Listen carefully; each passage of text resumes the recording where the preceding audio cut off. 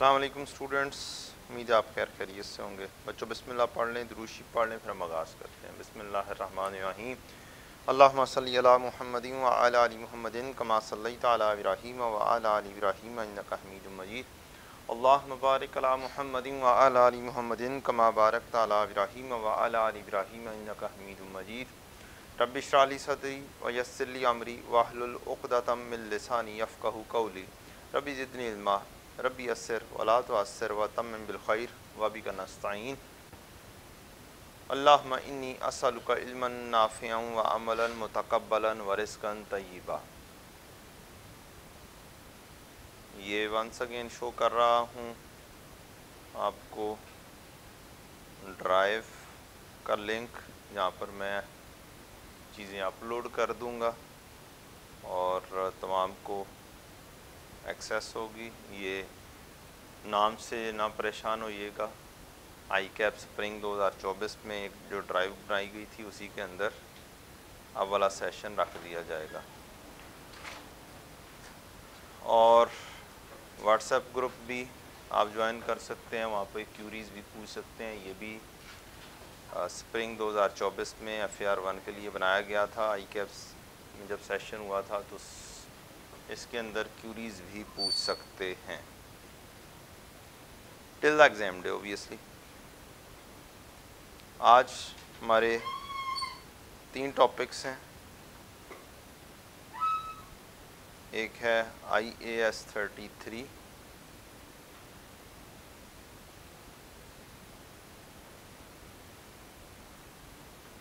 दूसरा है IAS 8, तीसरा है करेक्शन ऑफ एरर्स। इन तीनों टॉपिक्स को इंशाल्लाह हमने इन डेप्थ देखना है। आगाज़ करते हैं IAS 33। इसलिए इसका आगाज़ इससे कर रहा हूँ कि ज़रा 15 मार्क्स का सवाल आता है अक्सर, और ज़रा डिटेल में डिस्कशन आराम से हो जाए और बैलेंसिंग आहिस्ता आहिस्ता हम एडजस्ट कर लेंगे। टारगेट यही है कि इसके लिए तकरीबन 1.5 घंटा इसके लिए मुख्तस है। 1.5 घंटे से ज़्यादा भी थोड़ा सा लिया जा सकता है, 2 घंटे के नज़दीक भी इसको डील किया जा सकता है। फिर करेक्शन ऑफ एरर और IAS 8 1-1 घंटा करेंगे तो 4 घंटे के अंदर हमारी इंशाल्लाह आज अच्छी रिवीजन हो जाएगी इंशाल्लाह। लें जी, अर्निंग पर शेयर, इसका फार्मूला क्या है? अर्निंग या फिर लॉस, जौन सी भी चीज़ आएगी वो लेनी है, लेकिन कौन से वाली लेनी है? Attributable to ordinary share holders, और डिवाइड होगा किससे? Weighted average number of ordinary share से डिवाइड होगा। मज़ीद इस फार्मूले को मज़ीद एक्सटेंड करें तो earning attributable to ordinary shares profit after tax या loss after tax minus preference dividend to irredeemable preference shareholder। IPS stands for irredeemable preference shares, share holders करते हैं।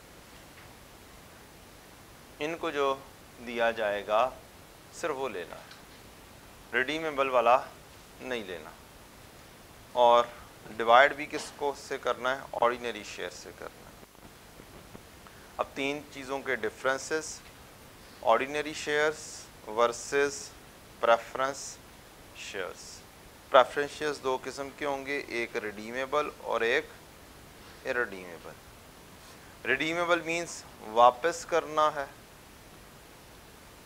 वापस करने हैं पैसे, और इररिडीमेबल वापस नहीं करने। और ऑर्डिनरी शेयर होल्डर से भी जो पैसे लिए जाते हैं शेयर्स इशू करके, वो भी उनको वापस नहीं किए जाते। हाँ, अगर उसको चाहिए पैसे तो वो मार्केट में किसी और को दे देता है, कंपनी को वापस नहीं करने पड़ते, वो किसी और को बेच के पैसे लेके साइड पे हो जाता है। लेकिन नंबर ऑफ शेयर्स मौजूद रहते हैं, उतने के उतने मौजूद रहते हैं और वापस पैसे नहीं करने पड़ते हैं। तो यहाँ पर भी जो ऑर्डिनरी शेयर्स के अगेंस्ट जो भी पैसे हैं वो भी वापस नहीं करने होते। इसी वजह से ये दोनों इक्विटी में आते हैं और रिडीमेबल चूंकि पैसे वापस करने होते हैं इस वजह से ये एक लायबिलिटी की कैटेगरी में आते हैं, नॉन करंट लायबिलिटीज की कैटेगरी में हम इसको रखते हैं।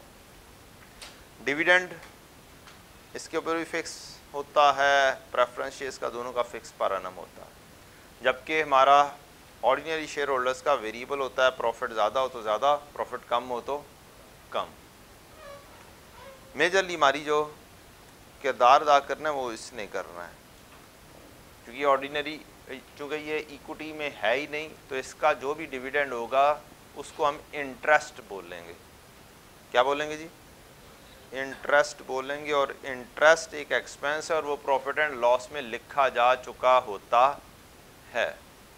हम जब लिखते हैं sale less cost of sales GP less expenses, फिर आ जाता है profit before interest and tax, फिर क्या आ जाता है, इसको और क्या चीज़ बोलते हैं, इसको ऑपरेटिंग प्रॉफिट भी बोलते हैं।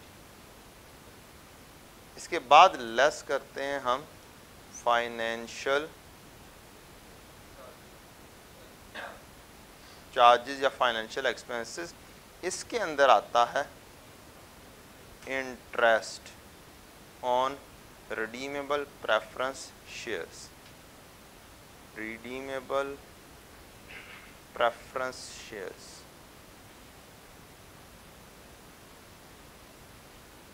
इरडीमेबल प्रेफरेंस शेयर्स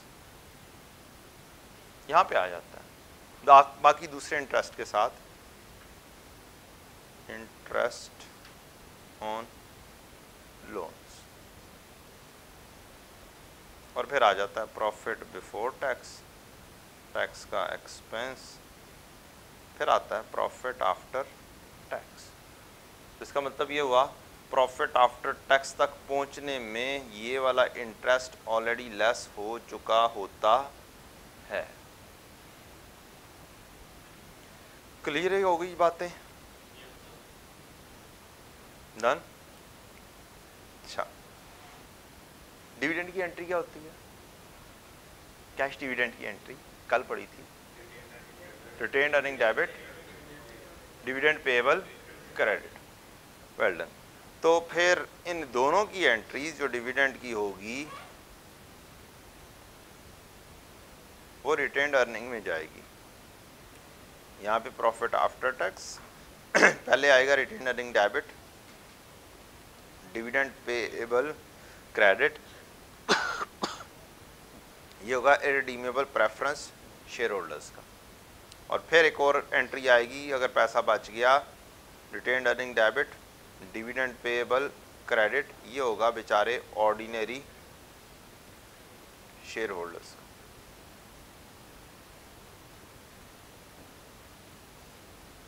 क्लियर? हाँ बेचारे ही होते हैं ना, ऑर्डिनरी तो हमेशा बेचारा होता है। आप लोग हंस रहे हैं, जैसे हम लोग ऑर्डिनरी लोग हैं तो हम लोग क्या हैं? बेचारे लोग हैं। डिविडेंड की डिस्ट्रीब्यूशन लोन वालों को एक हिसाब से पहले दी जाती है तो रिडीमेबल वालों को सबसे पहले दी जाएगी, दूसरे नंबर पर रिडीमेबल वाले को, और ऑर्डिनरी बंदे आखिर में। कंपनी बंद हो जाएगी तो भी यही वाला हिसाब है, पहले नंबर पे इनको पैसे मिलेंगे, दूसरे नंबर पे इनको, और आखिर में अगर कुछ बच गया तो इनको भी दे देंगे। एक जगह पर हम बहुत अच्छे हैं, वोटिंग राइट हमारे पास है, बस हम सिर्फ वोट दे सकते, वोट को इज्जत दो, बस हम ये वोट को इज्जत दे सकते हैं, बाकी और काम हम कुछ नहीं कर सकते। इन बेचारों के पास बड़े बड़े लोगों के पास वोटिंग राइट नहीं। ठीक है जी। तो डिविडेंड की प्रेजेंटेशन पहले मैंने बता दी, फाइनेंशियल चार्जेस में होगी, स्टेटमेंट ऑफ कॉम्प्रिहेंसिव इनकम में, इक्विटी में, और इक्विटी में रिटेन्ड अर्निंग में हम लिख देंगे डिविडेंड की प्रेजेंटेशन।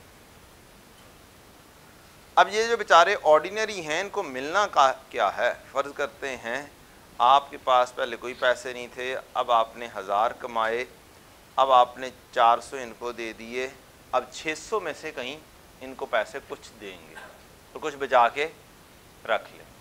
मींस इनको मिलने कौन से हैं?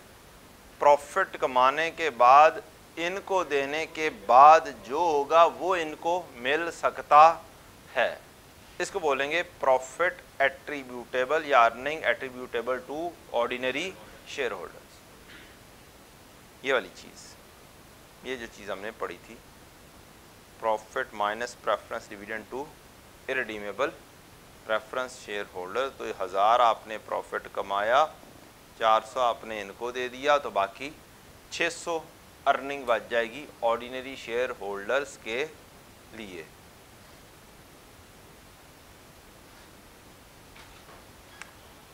नेक्स्ट कहानी है हमारी एक क्यूमुलेटिव और एक नॉन क्यूमुलेटिव। क्यूमुलेटिव मींस इकट्ठा करना है, नॉन क्यूमुलेटिव इकट्ठा नहीं करना। इकट्ठा करना मींस अगर हमने अनाउंस नहीं भी किया तो भी देना है, देना ही देना है, फिक्स है, वो देना ही देना है, कोई छुट्टी उसमें नहीं है, कोई छुटकारा नहीं है। Dividend must be paid, may be deferred means इकट्ठा कर लो अगले साल तक, नेक्स्ट ईयर, लेकिन माफ़ीनामा नहीं है। On other hand non cumulative अगर हो तो अगर तो अनाउंस होगा तो फिर तो लिखोगे, अदरवाइज नहीं लिखो, अदरवाइज इकट्ठा नहीं होगा, साल गया तो डिविडेंड भी गया। लें जी, अब एक सवाल करते हैं जिसके अंदर हम बेसिक अर्निंग को फुल फ्लैज रिवाइज कर लेंगे। इसके अंदर जितनी चीज़ें आती हैं तकरीबन सारी की सारी इंशाल्लाह रिवाइज हो जाएंगी।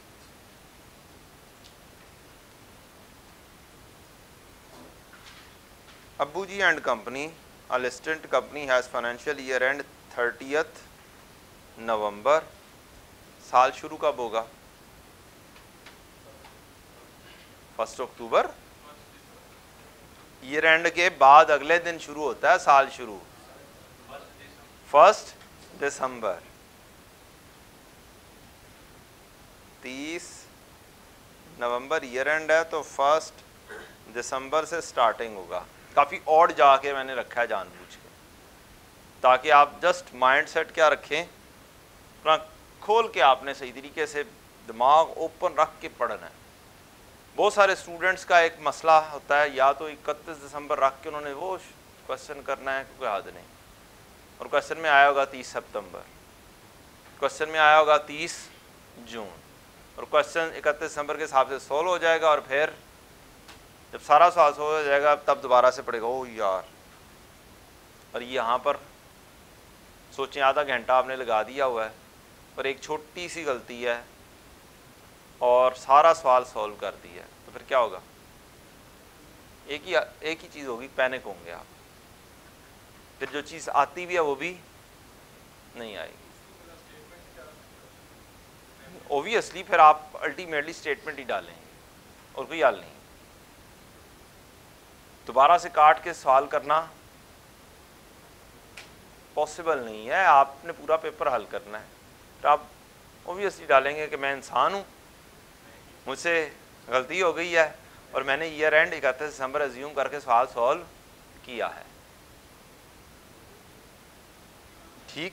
और फिर अल्लाह का नाम लेकर अगले सवाल पे मूव कर जाएंगे, फिर वो स्पीड दिखाएंगे और एंड पर दोबारा से सवाल को करने की कोशिश करेंगे, जो कि टाइम नहीं मिलना आपको, क्योंकि आधा घंटा पहले लगा चुके होंगे आप। चलें जी, on 1 December 20 there were 86 shares in issue ₹10 के 10% cumulative preference shares of ₹2 million were issued 3 years ago, 3 साल पहले 10% क्यूमुलेटिव प्रेफरेंस शेयर्स थे, उनकी टोटल वैल्यू थी 2 मिलियन, 10 रुपए का, वो भी नहीं, कुछ नहीं लिखा हुआ कितने का था कितने का नहीं था। 1 फरवरी 21 पर अब्बू जी ने इशू किए हैं 4000 नए शेयर्स मार्केट प्राइस पर। 1 अप्रैल पर बोनस इशू किया गया, 3 नए शेयर्स फॉर एवरी 9 हेल्ड। 1 सितंबर 21 को कंसोलिडेट कर दिए गए हैं shares such that every 5 shares were consolidated into 2 shares। 1 अक्टूबर 21 पर अब्बू जी ने राइट इशू किया है एग्जिस्टिंग शेयर होल्डर्स को 3 नए shares for every 5 held at a price of 7। Market price just before the right issue 12 रुपए थी। प्रॉफिट इन द ईयर 30 नवंबर 21 पर 10.80 है। प्रॉफिट इन द ईयर 30 नवंबर 20 पर 780 200 है। और हमें मालूम करनी है just basic earning per share. और बेसिक की एक चीज़ छोड़कर बाकी सारी चीज़ें इस क्वेश्चन के अंदर मौजूद है। चलें जी, कैसे स्टार्ट करेंगे? क्वेश्चन इज दिस, कैसे आपकी परफॉर्मेंस होगी? काम क्या करना है हमें? पहले एज ओरिजिनली 30 नवंबर 20 को जो प्रेजेंटेशन होगी वो मालूम करनी है। फिर उसके बाद आपने 30 नवंबर 21 का काम करना है विद इट्स कंपैरेटिव। तो 2 रिक्वायरमेंट्स हैं। कैसे काम करते होते हैं आप लोग, कैसे शुरू करेंगे? फार्मूला लिखेंगे, उसके बाद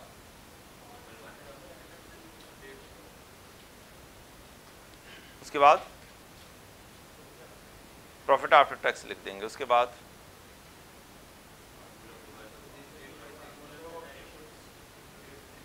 अच्छा, इस तरह का सवाल जब कंपैरेटिव के साथ आता है ना, तो मेरी आदत है कि मैं उसको कंपैरेटिव के अंदाज से ही करता हूँ, उससे सवाल बड़ा इजीली सॉल्व हो जाता है। मसलन फॉर एग्जांपल मैं क्या करता हूँ, जो फार्मूला है मैं उसे स्टेटमेंट फॉर्म में लिखता हूँ। क्या करता हूँ? ऐसे एक फॉर्मेट बनाया, मैंने कहा कि कौन सा साल है, 2020 पहले करना है, तो मैंने कहा 2020 और उसका कंपैरेटिव में क्या आएगा 2019। और जो फार्मूला है मैंने उसको यहाँ पर लिख देना है। मैंने लिखना है earning attributable to ordinary share holders. और फिर मैंने यहाँ पर फार्मूला लिख देना है profit after tax minus preference dividend to irredeemable preference share. Formula लिखा गया, न्यूमरेटर लिखा गया। अगली चीज़ क्या आनी है? डिनोमिनेटर। डिनोमिनेटर थोड़ी सी देर बाद लिखेंगे, 2-3 लाइंस के बाद, ताकि यहाँ पे हम वर्किंग भी कर सकें। क्या जी? Weighted average number of ordinary shares. इसको मैंने बोल देना है ए, इसको मैंने बोल देना है बी, और मैंने नीचे आके लिख देना है earning per share basic A divided by B. ये मेरा क्या हो गया? फॉर्मेट हो गया। इसी फॉर्मेट को मैंने दोबारा से बी पार्ट के लिए भी इसी फॉर्मेट को लिखना है। बी पार्ट ऑब्वियसली आप पेपर में अगले पेज के ऊपर कर रहे हों। इस पेज के ऊपर यही वाला काम होगा। आप कह लें इस पेज के ऊपर आपने ये बना दिया, अगले पेज के ऊपर, राइट पेज के ऊपर आपने दूसरा फॉर्मेट बना दिया, वो भी यहीं पर उठाया और लिख दिया। ठीक है, सेम फॉर्मेट। अब ये वाला सवाल करना है, अर्निंग एट्रीब्यूटेबल 2020 की आपने उठाई, कितनी है जी? 780 200। आपने कहा ये आ गया 780 200। प्रेफरेंस डिविडेंड 2 मिलियन के ऊपर 10% माइनस 2 मिलियन के ऊपर 10%, यानी कि 2 लाख। तो ये क्या हो जाएगा 5,80,200। ठीक। Weighted average number of shares पिछले साल के हैं और हमारा साल का शुरू कहां से हुआ था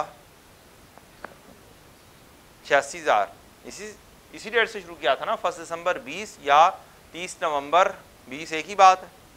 पिछले साल की कहानी तो सीधी सीधी सी है, यहाँ भी आपने लिख दिया 86,000। अब आपने क्या निकाल दी अर्निंग पर शेयर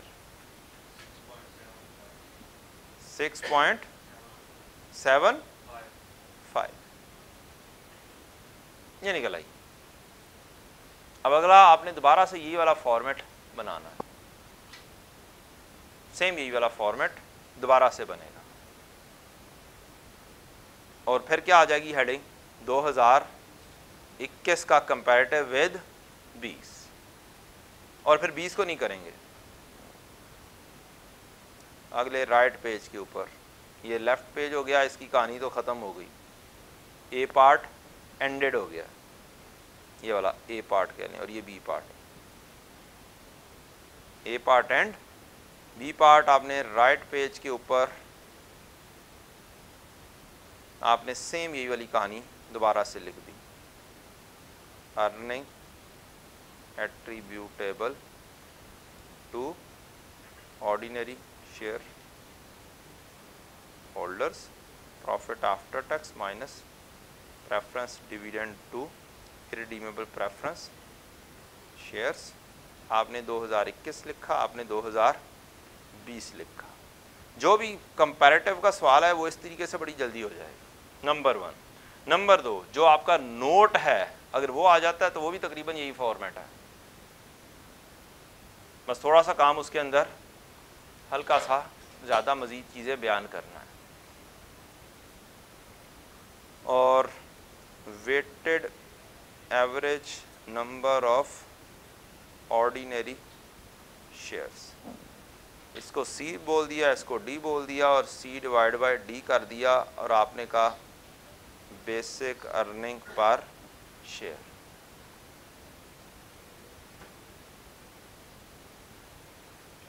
क्या अच्छी प्रेजेंटेशन हो गई। ये उसका जिंदगी ज़हन में क्या आएगा, सुकून रहेगा कि ये करंट ईयर है, ये लास्ट ईयर की कहानी, लास्ट ईयर के हिसाब से डील करना है। अब करंट ईयर का काम, प्रॉफिट कितना है 10, 80, 800। आपने प्रॉफिट आफ्टर टैक्स लिखा 10, 80, 800। फॉर्चुनेटली इस क्वेश्चन के अंदर ऑब्वियसली IAS 8 नहीं है, जिसने प्रॉफिट में क्या होना है चेंज आनी है, कोई गलतियां नहीं है क्वेश्चन के अंदर। अगर गलतियां होंगी तो ऑब्वियसली मैं इस प्रॉफिट को क्या करूंगा, पहले ठीक करूंगा, फिर कहीं पे जाके मैं लिख रहा हूँ। ध्यान में ये रखना है, यहाँ पे कौन सा आना है, करेक्टेड प्रॉफिट आना है इसमें।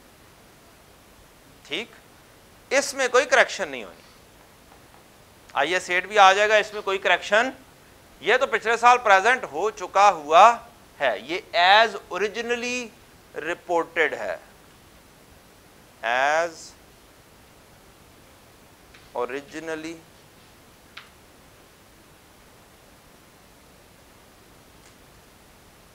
रिपोर्टेड है। जो गलतियां ठीक करनी हैं वो या तो इसमें ठीक होंगी, करंट ईयर की गलतियां ठीक यहां पर होंगी, करंट ईयर मिस्टेक्स इसमें ठीक करेंगे, और लास्ट ईयर की गलतियां यहां पे जो लिखना है ना उसमें ठीक करेंगे, ऊपर जाकर ठीक नहीं करना। लास्ट ईयर की गलतियां यहाँ पर ठीक करके प्रेजेंट करेंगे, आ जाएगा, वो भी आएगा इंशाल्लाह। लेकिन अभी जस्ट क्या कर रहा हूँ, माइंड बना रहा हूँ, क्योंकि अब आपने सारा कुछ पढ़ा हुआ है। अब ये मसला नहीं है कि आपको मैंने कोई और बात कर दी तो समझ नहीं लगनी, अनलेस एंड अनटिल कि कोई ऐसा बच्चा, शहजादा बच्चा बैठा हो जो बिल्कुल फर्स्ट टाइम में पढ़ने की कोशिश कर रहा हो, तो उसके लिए भी ऑब्वियसली उसको इतनी बूस्टर मिल जाएगा कि वो जब दोबारा से अगर कोई क्लासेस लेगा तो बड़ी स्पीड में चीज़ें अंडरस्टैंड कर रहा हो, या कोई किताब पढ़ लेगा तो बड़ी जल्दी उसको अंडरस्टैंडिंग हो जाएगी इंशाल्लाह। प्रेफरेंस डिविडेंड कितना देना है? कोई चेंज आई है इस साल में? प्रेफरेंस डिविडेंड में कोई चेंज? तो वही हो रहा है पूरे साल में, उसमें भी कोई चेंज नहीं है। तो इसका मतलब है 2 लाख रुपया ही यहाँ पर भी आएगा। अब आप ना वो लिखो दोबारा से सारी वर्किंग, क्या कर दो, 2 लाख लिख दो और ये क्या हो गया 880 800। पूरा सवाल पहले करंट ईयर का करना है, बाद में इस हिस्से पर आना है। क्या बोल रहा हूं? पूरा सवाल पहले ये करना है, उसके बाद इस हिस्से पर आना है। पहले 2021 करंट ईयर करना है। डन। अब आपको क्या काम करना है बताएं?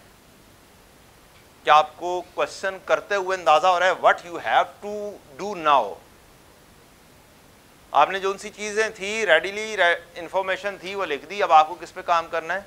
Weighted average number of ordinary shares पे काम। जो ही ये काम होगा basic earning per share calculate हो जाएगी। मैं उस पर डिटेल में टाइम नहीं लगाऊंगा कि मैं मैनुअल सारा सॉल्व कर रहा हूं, मैंने सॉल्व किया हुआ है।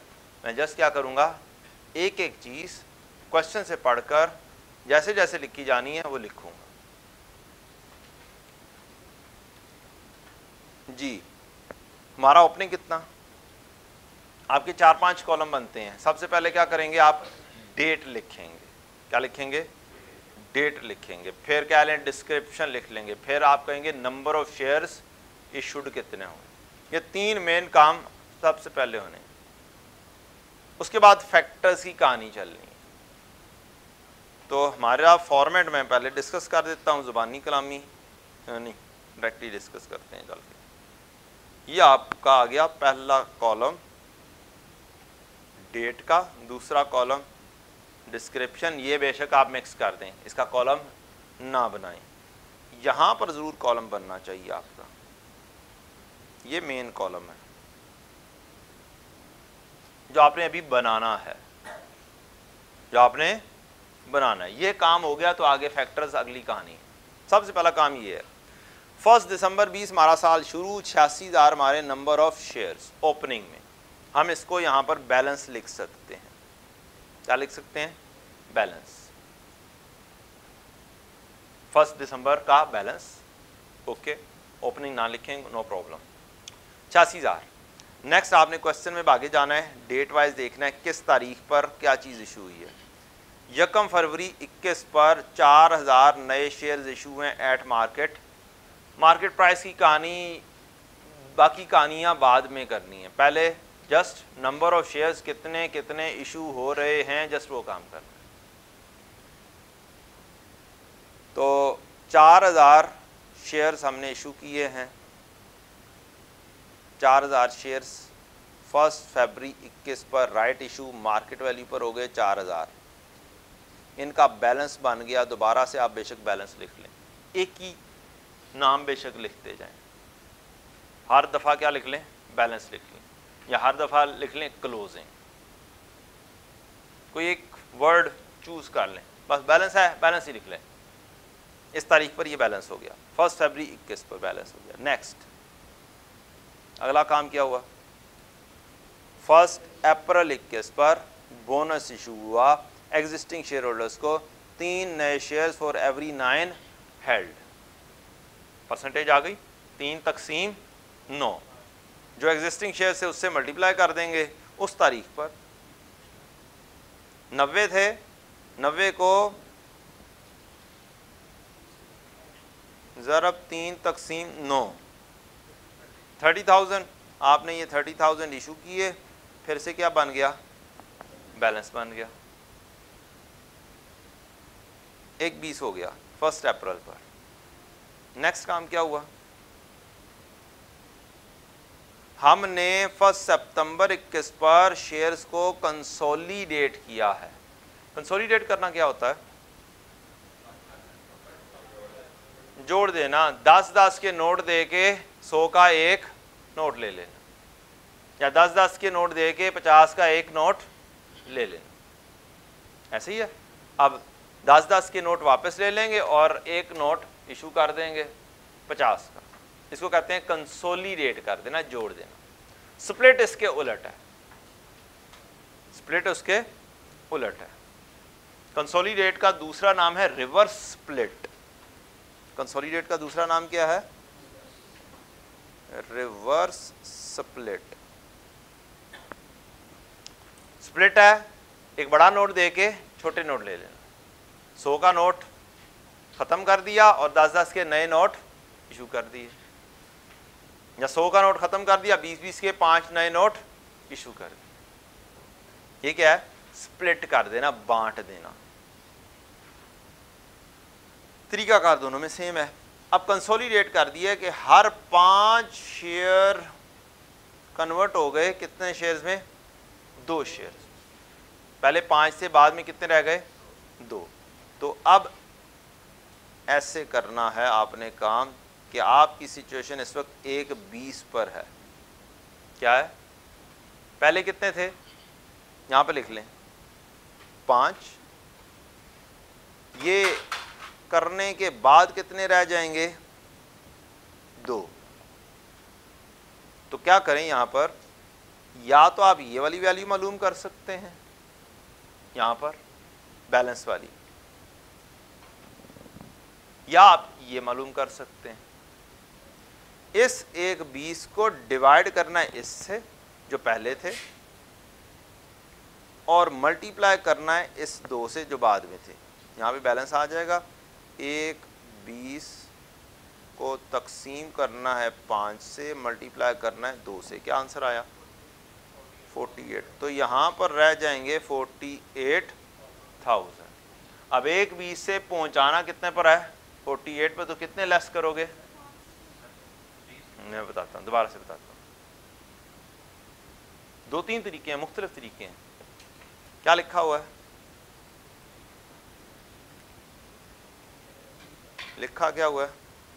Every 5 shares were consolidated into share. पहले कितने थे? 5। बाद में कितने रह जाएंगे? 2। तो 5 आज के, बाद में कितने रखने हैं? 2। तो इस वजह से यहां पर मैंने लिख लिया जस्ट अपनी आसानी के लिए कि 5 पहले थे और बाद में कितने रह जाएंगे? 2। अपनी आसानी के लिए लिखा। 1:20 को क्या किया? इससे डिवाइड किया, और यहां पे 2 लिखा है तो मल्टीप्लाई किससे कर दिया? 2 से 48,000। ऑन अदर हैंड 5 से 2 पे पहुंचाने के लिए 3 लेस करने हैं, तो मैं डायरेक्टली ये भी कैलकुलेट कर सकता हूं। क्या लेस करने हैं? 3 को लेस करना है। तो 1:20 को 5 से क्या कर दो? डिवाइड कर दो, और 3 से क्या कर दो? मल्टीप्लाई कर दो, और उसको लेस कर दो।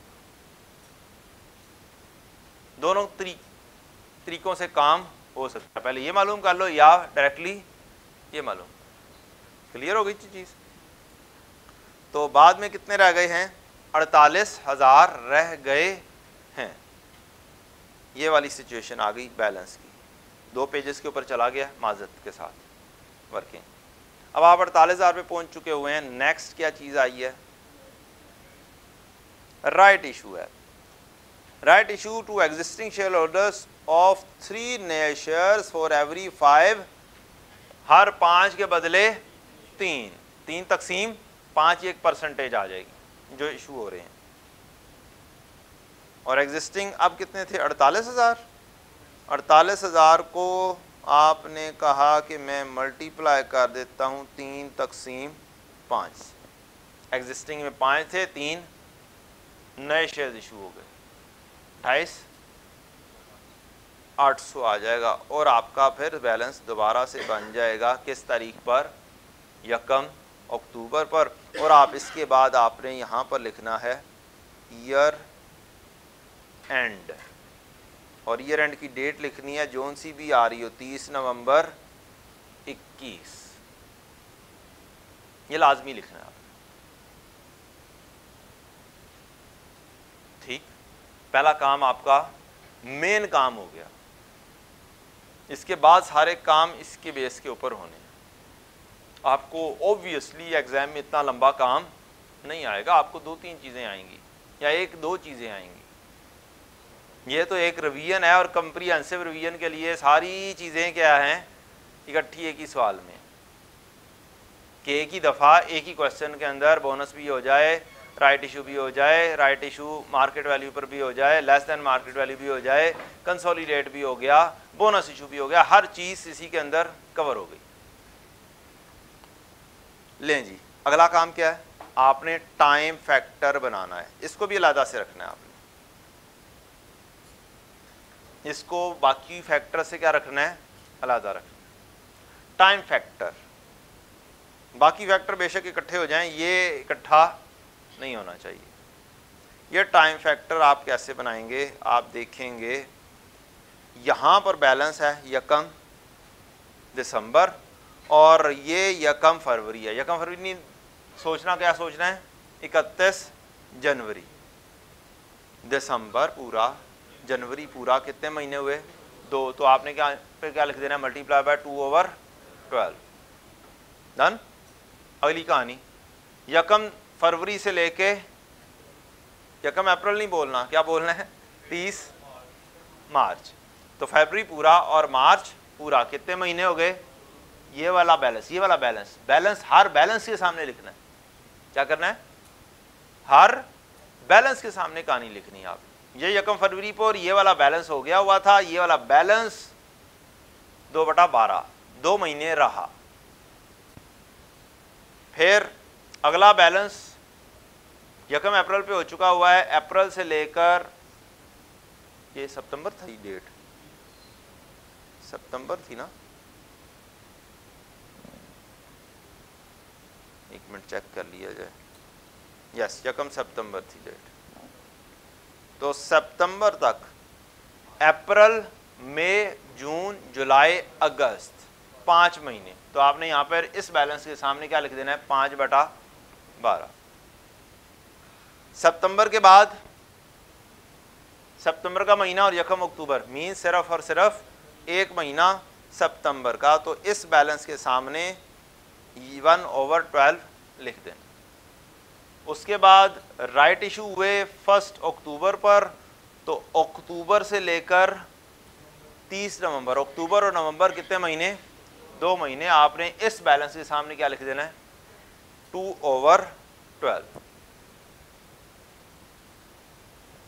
टाइम फैक्टर मुकम्मल हो गया। अगली कहानी ये करनी है कि आपने ये वाले कॉलम में 12 मंथ पूरे कर कर देख लेने हैं। अगर तो 12 महीने पूरे हो रहे हैं तो इसका मतलब है काफ़ी हद तक आपकी वर्किंग ठीक है। लेकिन अगर आपके 12 महीने पूरे नहीं हुए, इसका मतलब चांसेस क्या हैं, गड़बड़। 2 + 2 4 + 5 9 और 1 10 और 2 12, 12 महीने पूरे हो गए। इसका मतलब है आपका काम मोर और लेस ठीक है, अदरवाइज गलत हो गया है। 1 महीना भी आप गलत कैलकुलेट कर देंगे तो ये 13 महीने हो जाएंगे, ये 11 महीने हो जाएंगे, और फिर आपको दोबारा से टाइम फैक्टर दोबारा से रीचेक करना है। टाइम फैक्टर हो गया, कहानी खत्म। इसके बाद आपने डेट वाइज दोबारा से जाना है, बल्कि यहाँ पे ही है। सबसे पहले क्या चीज़ आ रही है, राइट इशू। मुफ्ते के एलिमेंट्स ढूंढने हैं।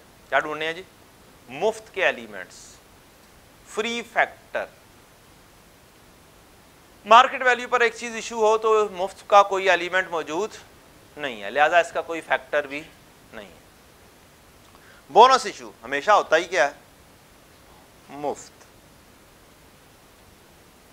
ठीक, फैक्टर बनाने का तरीका तमाम चीज़ों का एक साइड पर और राइट इशू का एक साइड पर। तमाम का फैक्टर है, all factors, all type of factors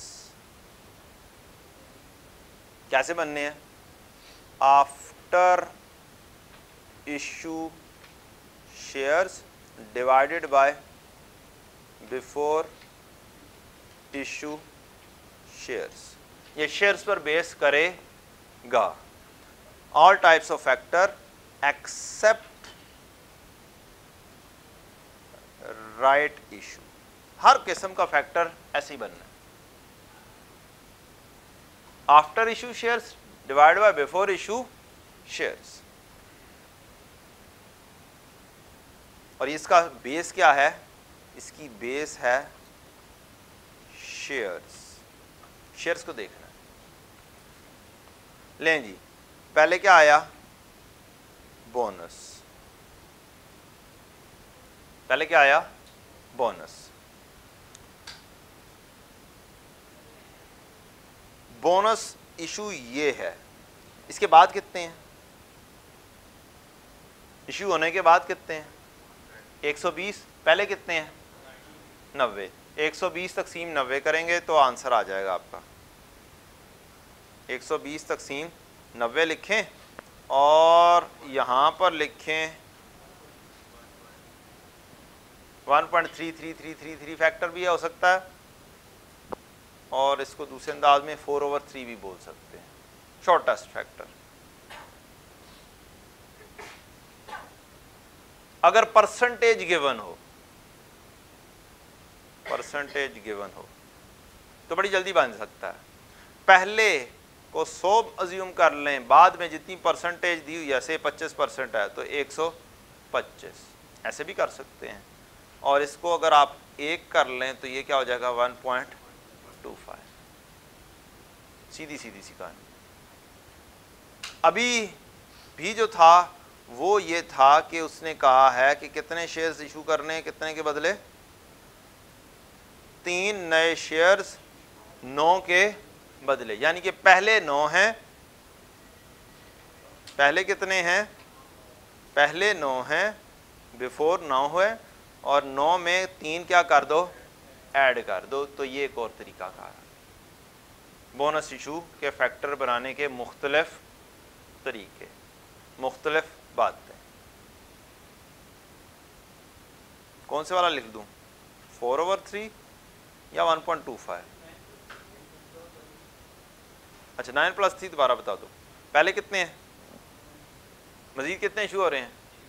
3 Majeed issue हो रहे हैं, तो फिर आफ्टर बनेगा ना। इशू के बाद कितने रह गए? Existing plus new is equal to after. Existing plus new is equal to क्या हो जाता है? आफ्टर हो जाता है। ठीक है, बात समझ लग गई? So these are the different methods of making the free factor. मुफ्ते का एलिमेंट जो मर्जी लिख दो, 4/3 लिख दो, 120 तकसीम 90 लिख दो, 1.25 तो सवाल में नहीं है, ये तो समझाने के लिए था। या फिर 12 तकसीम 9 लिख दो, it's up to you. Answer एक ही आना है, 1.33333 आना है। तो यहां पर नेक्स्ट बनाया,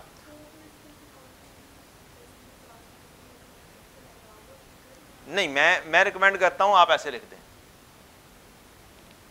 ऐसे एरर नहीं आएगा, वो राउंडिंग ऑफ की कहानी नहीं आएगी, टेंशन ही नहीं होगी।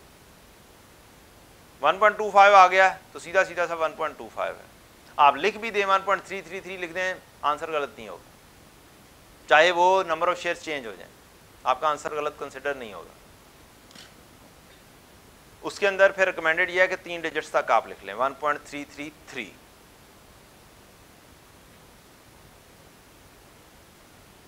बोनस फैक्टर, बोनस इशू का फैक्टर लिखना कैसे है, कब कहां पे लिखना है? ये जो बोनस इशू हुआ है, इससे पिछले जितने भी बैलेंसेस हैं, जितने भी इससे पहले वाले, उनके सामने लिखना। हर एक को अलग-अलग डील कर, मैं हर चीज को अलग-अलग डील कर रहा हूं। जोन सी चीज जहां पर हुई है उससे पिछले बैलेंसेस के सामने लिखना है बस। आप ये बैलेंस इसीलिए लिखा कि हर जगह पे एक ही चीज लिखना शुरू कर दो, क्या लिखना शुरू कर दो, एक ही चीज़ बैलेंस, ताकि स्पीड में काम हो। हर ये बोनस इशू हुआ, इससे पिछले बैलेंस के साथ भी लिख दो, उससे पिछले के साथ भी लिख दो, ये तो टाइम फैक्टर है, ये आ गया bonus issue factor. Clear? Done. 12/9 लिखा गया। यहाँ पे मैं 1.333 भी लिख सकता था, यहाँ पे मैं 4/3 भी लिख सकता था, जो सी मर्जी चीज़ लिख दें, आंसर एक ही आएगा। नेक्स्ट क्या चीज़ है, नेक्स्ट आप यहीं से देखेंगे। अब क्या किया जी, कंसोलिडेट। अब क्या बार बार नीचे जाके वर्किंग में फैक्टर बनाने की ज़रूरत है? अगर ये वर्किंग बनी हुई है तो इसी के अंदर आफ्टर भी है, इसी के अंदर बिफोर भी है। कैलकुलेटर उठाओ और 48 तकसीम 120 करो, बाद में क्या है 48, पहले क्या है 120 हैं, तो वर्किंग बार बार बनाने की ज़रूरत भी ख़त्म, कोई ज़रूरत नहीं है कि नीचे जाके वर्किंग के अंदर आप फैक्टर बना रहे हो। कैलकुलेटर पर लिखें 48 तकसीम 120 क्या बनता है, 48 तकसीम 120 क्या बना, लिख दो। कहाँ पे लिखना है, इस कंसोलिडेशन जो है इससे ऊपर ऊपर बैलेंसेस जितने हैं, एक ये वाला बैलेंस था, एक ये वाला बैलेंस था, एक ये वाला बैलेंस, 3 बैलेंसेस थे, तीनों को उठाया और लिख दिया। मुश्किल, आफ्टर डिवाइड बाय बिफोर बनाना कोई मुश्किल काम नहीं है। तमाम जगहों पे आप ये वाला रूल अप्लाई कर सकते हैं। अप्लाई हो गया, सिवाय राइट इशू। राइट इशू का तरीकाकार टोटली डिफरेंट। कंसोलिडेशन भी हो गया। नाउ व्हाट, अब क्या आ गया, राइट इशू। राइट इशू के लिए आपको 2 चीज़ें करनी होती हैं, और उसका रूल क्या है, उसका है जनाब राइट इशू फैक्टर। ये बेस करता है प्राइस पर। किस पर, प्राइस पर। बाकी सारे किस पर बेस कर रहे थे, शेयर्स पर बेस कर रहे थे। ये किस पर बेस करता है, प्राइस पर बेस करता है। इसमें जो सा रूल यहां पर रखा है आफ्टर डिवाइड बाय बिफोर, इसमें इसके उलट है। बिफोर इशू प्राइस और आफ्टर इशू प्राइस। ऑब्वियसली हम इसको एक और नाम से जानते हैं, जिसे बोलते हैं थ्योरेटिकल एक्स राइट प्राइस। ऐसी प्राइस जो थ्योरेटिकली हो जानी चाहिए इशू के बाद, वो वैल्यू गिरे या ना गिरे हमें उससे गर्ज नहीं है। मार्केट तो फ्लक्चुएट होती रहती है। क्या होती है, मार्केट फ्लक्चुएट होती रहती है। तो इसी वजह से हमने क्या किया, थ्योरेटिकली कितनी डाउन हो जानी चाहिए। अगर एक चीज़ मार्केट में 15 रुपए पर मौजूद है, आप दरमियान में ही मजीद वही चीज़ फेंक देंगे और 5 रुपए पे फेंक देंगे, तो क्या होगा, वो 15 वाली वैल्यू भी क्या होगी, गिरेगी ना। सप्लाई बढ़ जाएगी, डिमांड एंड सप्लाई की कहानी अगर आप लगा लें तो वैल्यू क्या हो जाएगी, गिर जाएगी। अब ये कैसे बनानी है, बिफोर इशू प्राइस तो आपके पास पहले से मौजूद होगी क्वेश्चन के अंदर। किधर गई, पहले कितनी थी प्राइस, 12 रुपए, 12 रुपए पर शेयर थी, और हमने इशू कितनी की 7। आ जाए। अब आपने यहां पर भी परेशान हुए बगैर जी, आफ्टर वाली दी नहीं होगी तो आपने खुद बनानी है। उसने मार्क्स इसके रखे हों, देने को दे सकता है। थ्योरेटिकल एक्स राइट प्राइस ये है एमसीक्यूज के अंदर, एमसीक्यूज में दे देगा, हो सकता है उसमें भी कैलकुलेट करवा रहा हो। अब अगर लंबा सवाल है तो बड़ा आसान काम है। थ्योरेटिकल एक्स राइट प्राइस क्या कुछ करना है, आपने यहां पर ऐसे लिख लेना है, before new after. Before, new, after. और बिफोर आप यहां से भी पिक कर सकते हैं, दो तीन तरीके इसके भी सिखा देता हूं। इशू से पहले कितने थे शेयर्स? 48 थे ना। राइट इशू से पहले कितने थे? नए कितने इशू है? बाद में कितने रह गए? यहां से ये शेयर्स उठा लो, 48,000, 28,800 और 76,800। 48, 28,8, 76,8। समझ लग गई है जी? ये 48 उठाया, इसको क्या कर दिया 28,8, इसको क्या कर दिया 76,8। इशू से पहले प्राइस क्या थी? ये आगे शेयर्स, और फिर उसको किससे मल्टीप्लाई करो? प्राइस से, और क्या आएगी? एक अदद वैल्यू। एक क्वांटिटी इंटू रेट का फार्मूला पड़ा हुआ, ये क्वांटिटी, ये रेट, ये वैल्यू। पहले क्या प्राइस थी? 12 रुपए। नए शेयर्स कितने पे इशू किए? 7 रुपए। तो 48 ज़रब 12, 28,8 ज़रब 7,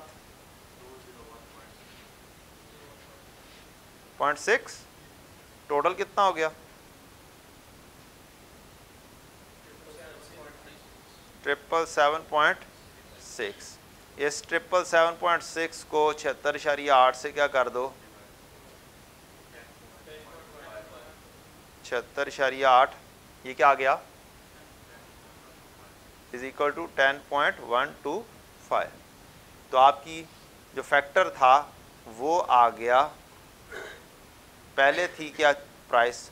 12, बाद में कितनी रह जाएगी? 10.125। ये आपका फैक्टर बन गया। क्वेश्चन से देख के कोई चीज दोबारा से सोची भी नहीं आपने। हाँ जी, आफ्टर वाले को एवरेज प्राइस भी क्या सकते, एवरेज कितनी रह जाएगी? हाँ जी, एवरेज ही निकालिए, कोई नई साइंस नहीं की। उसका प्रोफेशनल नेम क्या है? Theoretical x right price. Actual में वो एवरेज प्राइस ही है। एक्चुअल में वो क्या है? एवरेज प्राइस ही है। कि बाद में क्या रह जाएगी? बाद में वो गिर जाएगी, ऑन एवरेज वो प्राइस गिर जाएगी। ये आपने प्राइस ली, ये है थ्योरेटिकल एक्स राइट प्राइस। अब यहाँ पे जो मर्जी देख लो, यहाँ पे क्वेश्चन से भी फिट इन किया जा सकता है। कितने नए शेयर्स इशू किए जा रहे हैं? 3 नए शेयर इशू किए जा रहे हैं 5 के बदले। तो आप यहाँ से भी कर सकते हैं यही काम, आप यहाँ से भी चूज कर सकते हैं कि शेयर्स पहले कितने थे? 5, 3 नए इशू किए जा रहे हैं, बाद में कितने रह जाएंगे? 8। ये बिफोर हो गया, ये न्यू हो गया, ये आफ्टर हो गया। इसको लगाओ रेट से मल्टीप्लाई करो और आंसर निकाल दो, वैल्यू निकाल दो।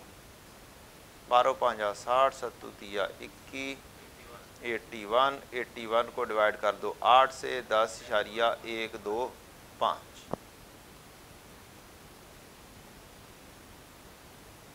सेम आंसर आएगा।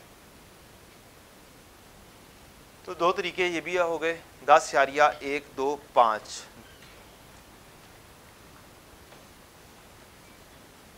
ये आपने क्या किया? राइट इशू कहाँ पे हो रहा है? ये हो रहा है। इससे पिछले बैलेंस ये है, यहां पर ये लिखना है, ये लिखा गया राइट इशू फैक्टर। इससे पिछले बैलेंस पर जाएंगे तो आपको ये वाला बैलेंस नजर आया, यहां पर भी लिखा गया। उससे पिछले बैलेंस पे भी, उससे पिछले बैलेंस पर भी। डन।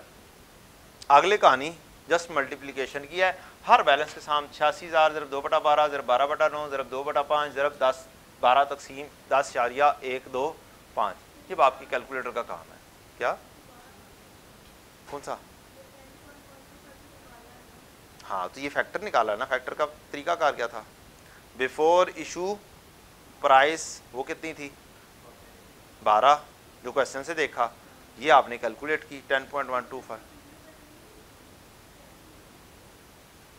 सिंप्लीफाई करना, सिंप्लीफाई कर लें, ऐसे लिखना है, ऐसे क्यों लिखना, नो टेंशन। हम कैलकुलेटर में सीधी सीधी सी आंसर आएगा।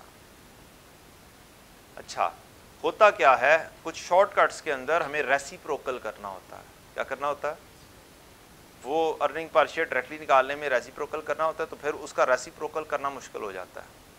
जब हम इसको पॉइंट्स में लेके जाते हैं, जब हम पॉइंट्स में लेके जाते हैं तो ऑब्वियसली क्या होता है, फिर हमें राउंडिंग ऑफ करनी पड़ती है। राउंडिंग ऑफ ना हो तो फिर कोई टेंशन नहीं, आप लिख लें।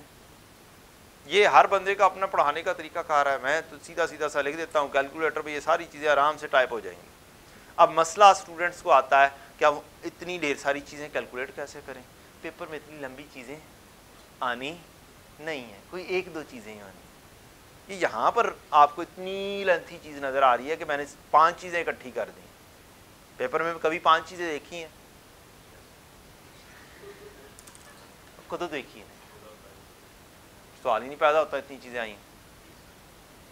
मैं नहीं मानता, मैं 22 वाला सवाल निकाल लूँगा अभी। है ओ भाई जी, कैलकुलेटर इस्तेमाल करना सीख लें। क्या कर लें? कैलकुलेटर इस्तेमाल करना सीख लें। ये सबसे टॉप पर लिखें, ये वाली चीज़ सबसे एंड पर लिखें। क्या चीज़ लिखें? ये वाली चीज़ सबसे एंड पर लिखें। इससे चेंज होना है। क्या होना है? इससे चेंज होना है। आहिस्ता आहिस्ता एक एक ने करके उड़ना है, ख़त्म होना है। ठीक, तो अगर आप तरीके से काम करेंगे तो हो जाएगा। या बिल्कुल नीचे से काम शुरू कर दो जिसमें मज़ीद चीज़ें ऐड होनी है, लेकिन ये चीज़ सबसे एंड पर लिखो। 5/12, 2/5, 10/10.125 तरीके से अगर फैक्टर बना कर लिख लोगे ना कैलकुलेटर पर, तो कैलकुलेटर जल्दी आंसर दे देगा। प्यारे बच्चों, किधर है कैलकुलेटर? गायब हो गया। ये है। क्या काम लिखना था? 86,000 ज़रब फैक्टर 2/12। अगला फैक्टर 12, ओ फैक्टर ऐसे 12/9। अब मैंने चूंकि इसके ऊपर टाइप कर रहा हूँ, मेरी स्पीड वो नहीं है, वैसे भी मैं स्टूडेंट नहीं रहा। हाँ ना, बूढ़ा हो गया हूँ ना, टाइपिंग स्पीड कम है। 12/10.125 या आपने लिखा इक्वल टू दबाया। 86,000 मैंने कहा था सबसे एंड पे लिखें। 90/60 आ गया। आप बैक गए। अब क्या यहाँ पर यही चीज़ आनी है? ये भी वही है, ये भी वही है, ये भी इत्तफाकिया तौर पे वही है। ये चेंज होना था। किसने चेंज होना है? सिर्फ 90,000 ने चेंज होना है। स्टार्ट में जाओ, जाके क्या कर दो, 86 की जगह 90 कर दो। कोई मुश्किल काम है? 94/81 आ गया, तो मैंने गलत कैलकुलेट किया हुआ है। चलो खैर है यार, इतनी तो गलती की इजाज़त होती है ना। ठीक है, आगे चले। उसके बाद क्या ये वाली चीज़ वही है? ये वाली चीज़ भी दरमियान में से एक चीज़ क्या कर दो, उड़ा दो। जाके बैग जाओ और किसको उड़ाना है? 12/9 को उड़ा देना है। ये ले उड़ गया। 2/12 की जगह क्या आना है? 5 आना है। यहाँ पे आ गया 5। और क्या चीज़ आनी थी? 1,20,000 आना था। 1,20, ये लो 23,704। तो सही कैलकुलेशन है ना? तो एक दफ़ा टाइप कर लिया, इसका मतलब है बार बार सारा टाइप दोबारा से नहीं शुरू कर देना और बस लगे हुए हैं इसी चीज़ के ऊपर। कैलकुलेटर इस्तेमाल करना भी, कोई चार्ट अकाउंटेंट थोड़ा सा दिमाग भी लगाना है। ठीक है जी, इट मीन्स आराम से काम हो सकता है। एक दफ़ा लिख लें तो फिर जस्ट क्या करनी है, चंद डिलीशन करनी है, चंद चेंजेस करनी है। टोटल आपका आ गया 59,786। इसको उठाना है तो कहाँ पे लेके जाना है? Weighted average number of shares जो यहाँ पे आपने कैलकुलेट किए थे, क्या क्या था? 59,786, यही था ना? यस। और आप क्या मालूम कर देंगे? बेसिक अर्निंग पर शेयर मालूम कर देंगे। सारा काम हो गया, इसके बाद कंपैरेटिव का काम होना है। करंट ईयर का काम हो गया, इसके बाद क्या होना है, कंपैरेटिव। अगर IAS 8 है, पिछले सालों के एरर ठीक होंगे यहाँ पर, और उसके बाद जो अर्निंग आएगी वो यहाँ पर लिखी जाएगी। IAS 8 नहीं है तो चुप करके यहाँ से उठाओ 580-200 और क्या लिखो यहाँ पर, लिख दो 580-200।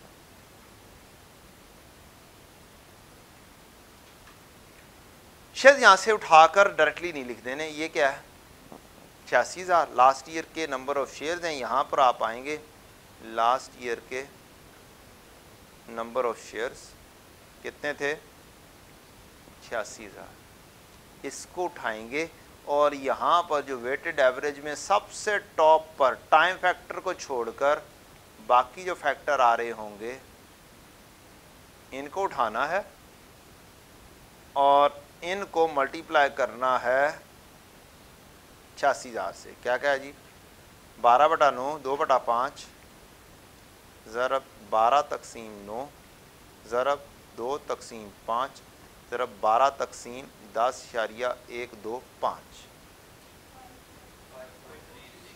54360। ये चेंज हो गई और फिर यहाँ पर कुछ ना भी कैलकुलेट करो तो आपको मार्क्स मिल जाएंगे। Being you have written C/D, formula लिख दिया है, इट मीन्स एग्जामिनर को बता दिया जी 110%।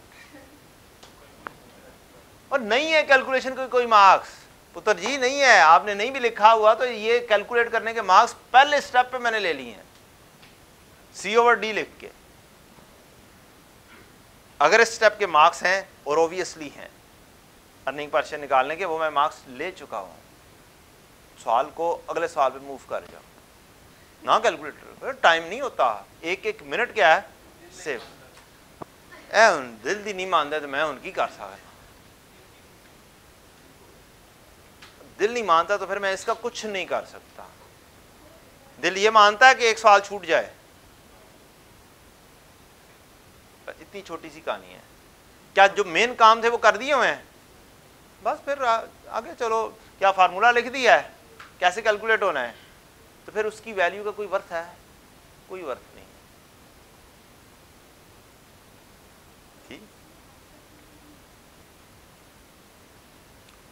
इसमें टाइम फैक्टर नहीं लेना होता। असल में जितने भी शेयर्स इशू हो रहे हैं इनके अंदर जो मुफ्ते का एलिमेंट है उसको ये कंसिडर किया जाता है एज ऑलवेज इशूड। क्या है, मुफ्ते के एलिमेंट को क्या कंसिडर किया जाता है, एज ऑलवेज इशूड। यह मुफ्ते का एलिमेंट जब एज ऑलवेज इशूड का कंसिडर किया जाता है तो फिर वो मुफ्ते का एलिमेंट पिछले साल के शेयर्स पर जाके क्या किया जाता है, मल्टीप्लाई किया जाता है। तो फिर मुफ्ते का एलिमेंट वो सारा का सारा ऑटोमेटिकली इस चीज को ठीक करके चेंज कर देता है और ये कंसिडर किया जाता है as always issue, consolidated as always consolidated. Otherwise तो क्या होना था, कमाया कि कितना है, ज्यादा कमाया है, कुछ पोटेंशियल भी बढ़ा है लेकिन कुछ जगहों पे पोटेंशियल नहीं बढ़ा, अर्निंग का पोटेंशियल। लास्ट ईयर क्या अर्निंग पर शेयर आई थी 6.75, अब क्या आ रही है 10.67 और करंट ईयर की 14.7। अब ये कंपैरेटिवली ठीक है, अगर मैं वही 6 लिख देता तो फिर क्या होना था, गलत काम हो जाना था, कंपैरेटिव लाइक विद लाइक नहीं रहना था। ले जी, ओके हो गया। अगला कॉन्सेप्ट इसी सवाल के बाद मैं लिखने लगा और बताने लगा हूं। अगर कोई बोनस इशू हो जाए, अगर बोनस इशू, मेरा करंट ईयर कौन सा 2021 कौन सा है, मेरी फाइनेंशियल स्टेटमेंट्स कब अप्रूव होंगी, कब फाइनल होंगी, तकरीबन 3-4 महीने बाद। एनुअल जनरल मीटिंग कब होनी है, 3-4 महीने में बाद, ऐसे ही है। नहीं 120 लाजमी नहीं होता ना, 90 दिन में भी कर सकते हैं, मैक्सिमम 120 दिन है ना। आपने कंपनी लॉ पढ़ा हुआ है, ठीक है यार, अब मुझे बताने देना, तकरीबन 3-4 महीने बताने देना, सामने नहीं पढ़ा हुआ ना, आप सीनियर बंदे हो, आप क्या कर सकते हैं, एक्सपीरियंस्ड, यार बुरा नहीं बनाना।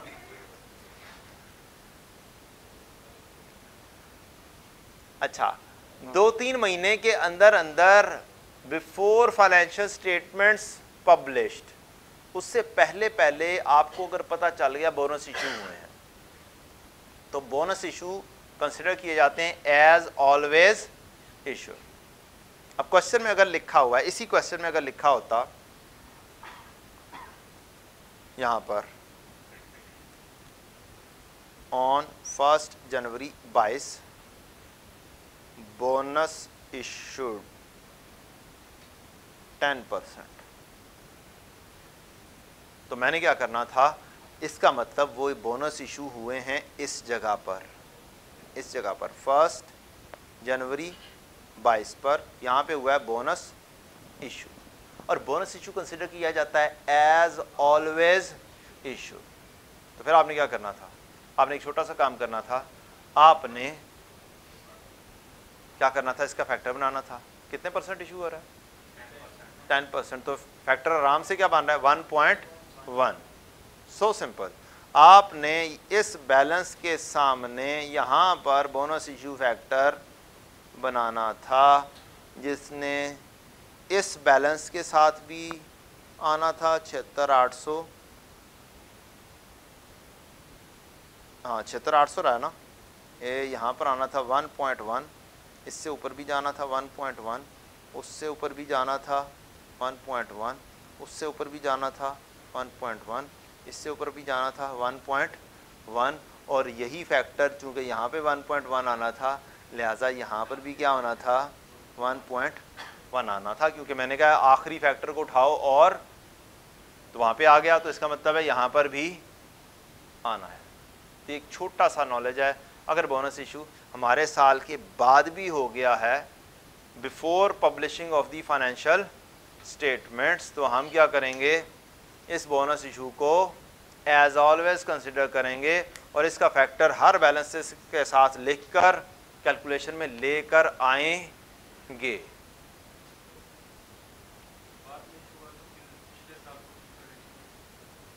कौन सा पिछला साल तो एज इट इज खड़ा हुआ है,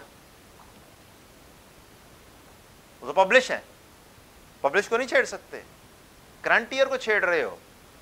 इसीलिए तो मैं ये वाला फॉर्मेट बनाता हूं कि ये करंट ईयर है, उसका कंपैरेटिव है जिसको आप ठीक कर रहे हो। कंपैरेटिव की प्रेजेंटेशन सिर्फ ठीक होती है, पिछले साल को नहीं जाकर ठीक करने बैठ जाते आप, समझ लगी। लेकिन अगर हम रफ फॉर्मेट बनाते हैं, करंट ईयर ये बनाते हैं, तो फिर ये चीज अंडरस्टैंड ही नहीं हो पाती। आप सिर्फ क्या कर रहे हो, करंट ईयर में बैठ के कंपैरेटिव को ठीक कर रहे हो कि कंपैरेटिव प्रेजेंटेशन ठीक हो जाए, बस। अब ये मैंने एडिशनल बाद में बताया है, इसकी वजह से नंबर ऑफ शेयर्स ऑब्वियसली क्या हो जाएंगे, चेंज हो जाएंगे, बढ़ जाएंगे। अभी मैं नहीं छेड़ रहा, जस्ट बताना था कि बोनस इशू आ जाए तो कैसे डील करना है। क्लियर हो गया ये चीज़, मेरा ख्याल है बेसिक अर्निंग अच्छी खासी क्या हो गई है, क्लियर हो गई। आप ये कैसे निकाला है, वो थोड़ी देर पहले तो दसिया सी, जो परसेंटेज है एक में जमा कर दो।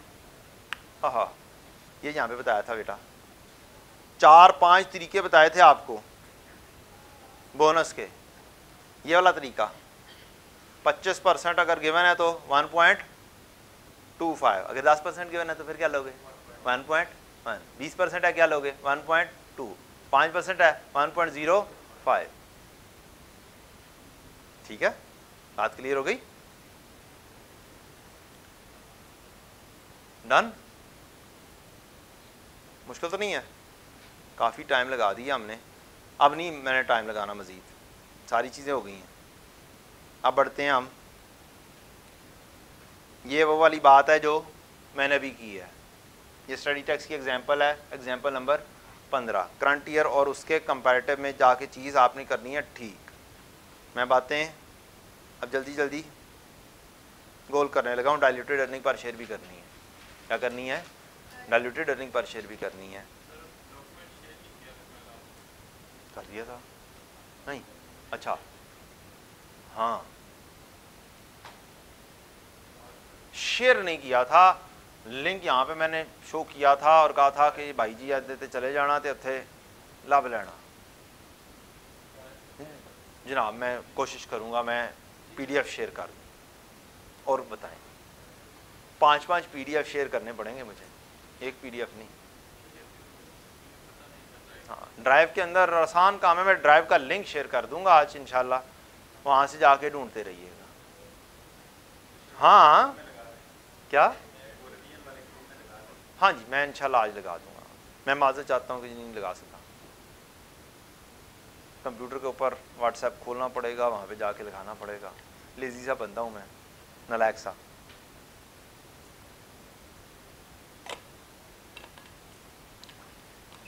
ये मेरा छोड़ के भाग गया तो अब काम खुद ही करना पड़ेगा।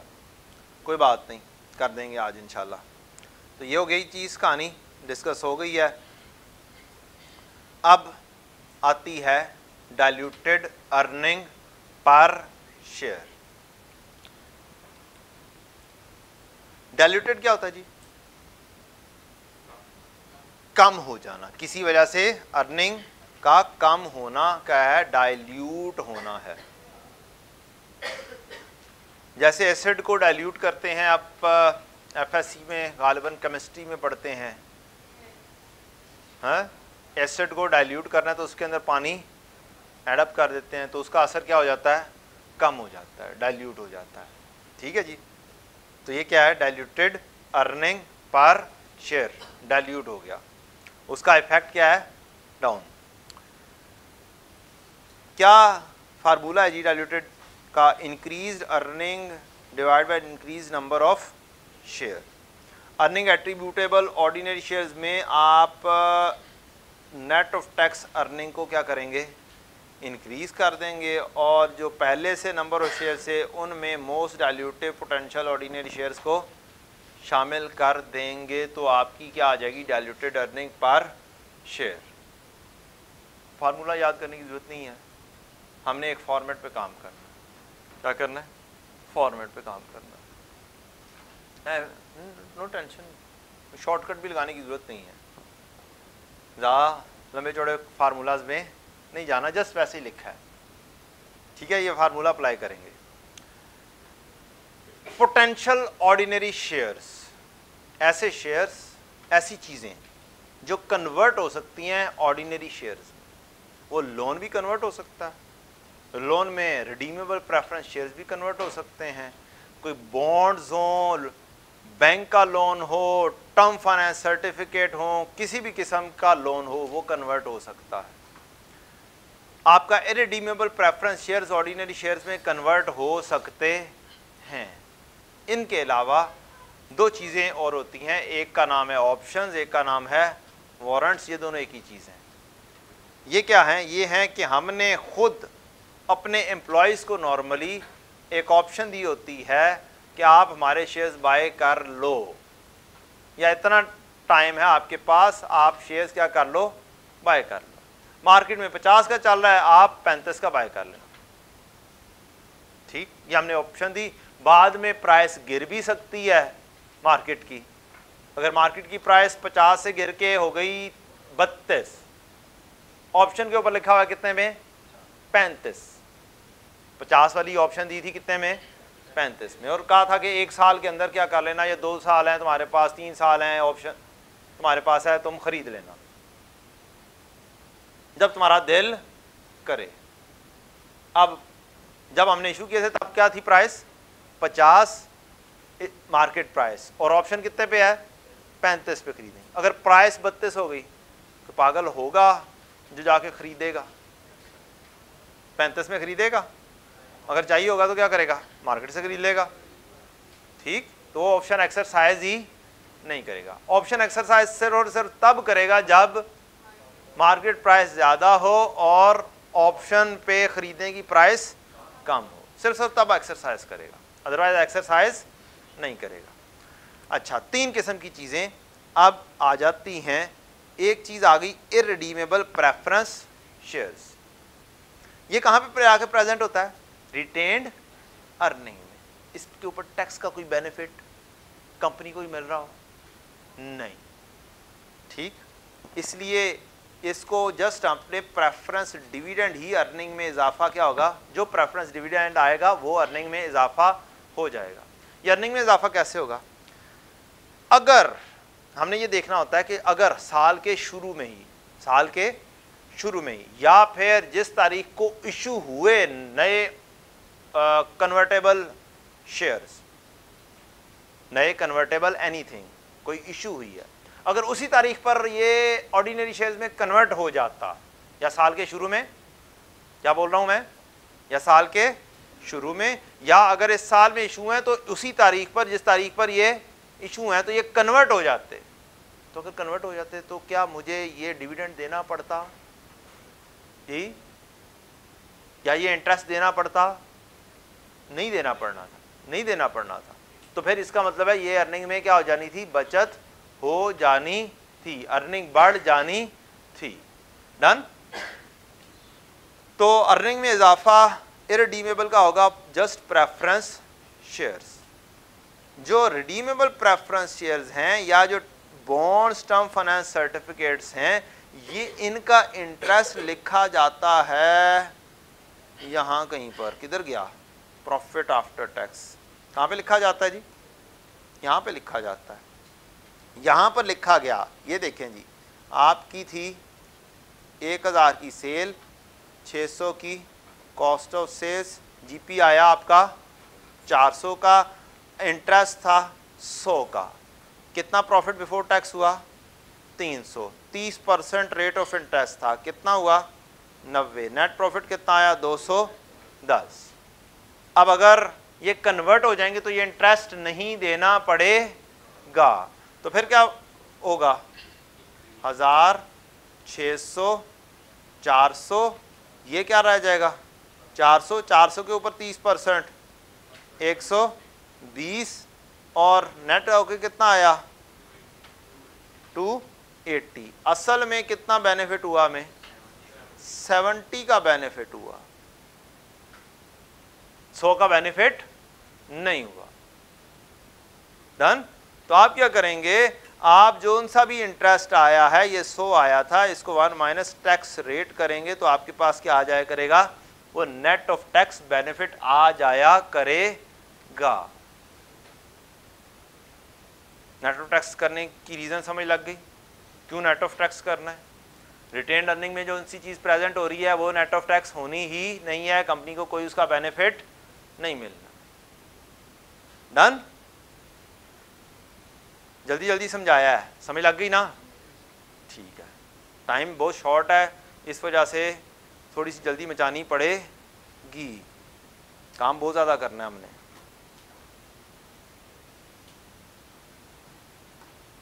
इंटरेस्ट फिर क्या करेंगे? 1 माइनस टैक्स रेट कर लेंगे, जो भी लोन की नेचर पे हैं वो 1 माइनस टैक्स रेट करके करेंगे, और जो शेयर ऑप्शन या वारंट्स हैं उन पे कन्वर्ट होने पे कोई बेनिफिट नहीं मिलना है।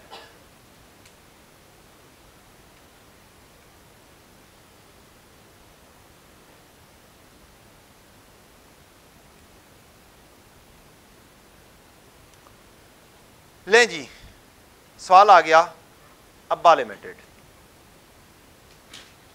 31 दिसंबर 23, नंबर ऑफ ऑर्डिनरी शेयर्स कितने हैं?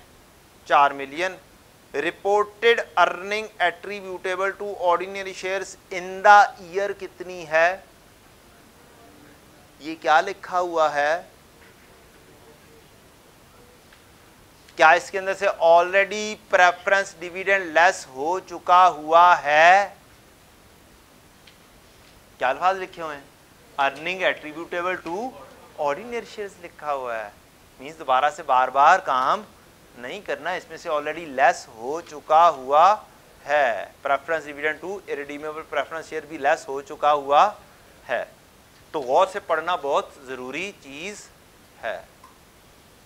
एग्जामिनर अक्सर ऐसे करके दे देता है और हम दोबारा से एक दफ़ा क्या करते हैं, लेस करके डबल लेस कर लेते हैं। 10% redeemable preference shares non convertible, means इन्होंने कन्वर्ट नहीं होना। Average market price of shares during the year 85। Potential ordinary shares 3 किस्म के हैं। ऑप्शंस हैं 7 lakh options with an exercise price of 66। 9 lakh 8% convertible preference shares of ₹10। Each preference share is convertible in 2026 into ordinary shares at the rate of 4 ordinary shares for every 12 preference shares. 5% convertible bonds 5 million के हैं। Each bond is convertible in 2027 into ordinary shares at the rate of 20 नए shares for every 100 रुपए of bond. हमें calculate करनी है earning per share और diluted earning per share. Earning per share जैसे मर्जी जल्दी जल्दी मालूम कर दें, फ्री फैक्टर की कहानी बाद में, फॉर्मेट वही वाला आ गया। अब तो आप इस फॉर्मेट से क्या हैं, वाकिफ़ हैं। आपने क्या लिखा, अर्निंग, अर्निंग डायरेक्टली पहले से ही क्या है, मौजूद है, डायरेक्टली मौजूद है। Weighted average number of ordinary shares क्या क्वेश्चन में दिए हुए थे, 4 मिलियन थे इन इशू। 9 तक़सीम 4 किया आपने, बेसिक अर्निंग पर शेयर मालूम कर दी 2.25। उसी के नीचे मैंने लिखा डाइल्यूटेड अर्निंग पर शेयर, और अब मैंने diluted earning per share calculate करनी है। पहला काम रैंकिंग का हो गया। क्या होगा, रैंकिंग बनानी होगी। स्टेप नंबर 1 रैंकिंग होगी, और अगर आपने रैंकिंग कर लिया तो वहीं पे ही काम मुकम्मल हो जाएगा। स्टेप 1 क्या जी, रैंकिंग।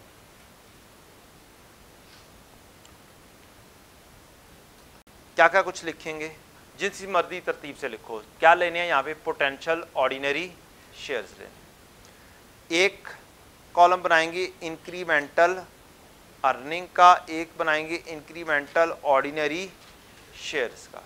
मींस वही वाला न्यूमरेटर और डिनोमिनेटर, और इसको डिवाइड कर देंगे एक दूसरे को, तो क्या आ जाएगा, अर्निंग पर शेयर। ठीक, और फिर बाद में रैंकिंग करेंगे। क्या करना है आपने, पहले नंबर पर अर्निंग बनानी है, दूसरे नंबर पर शेयर्स बनाने। अच्छा, ऑप्शंस 7 लाख आ रही हैं। क्या आ रही हैं, इसके फ्री शेयर्स लिए जाते हैं। मुफ्त के शेयर्स कितने जा रहे हैं, मार्केट प्राइस कितनी है,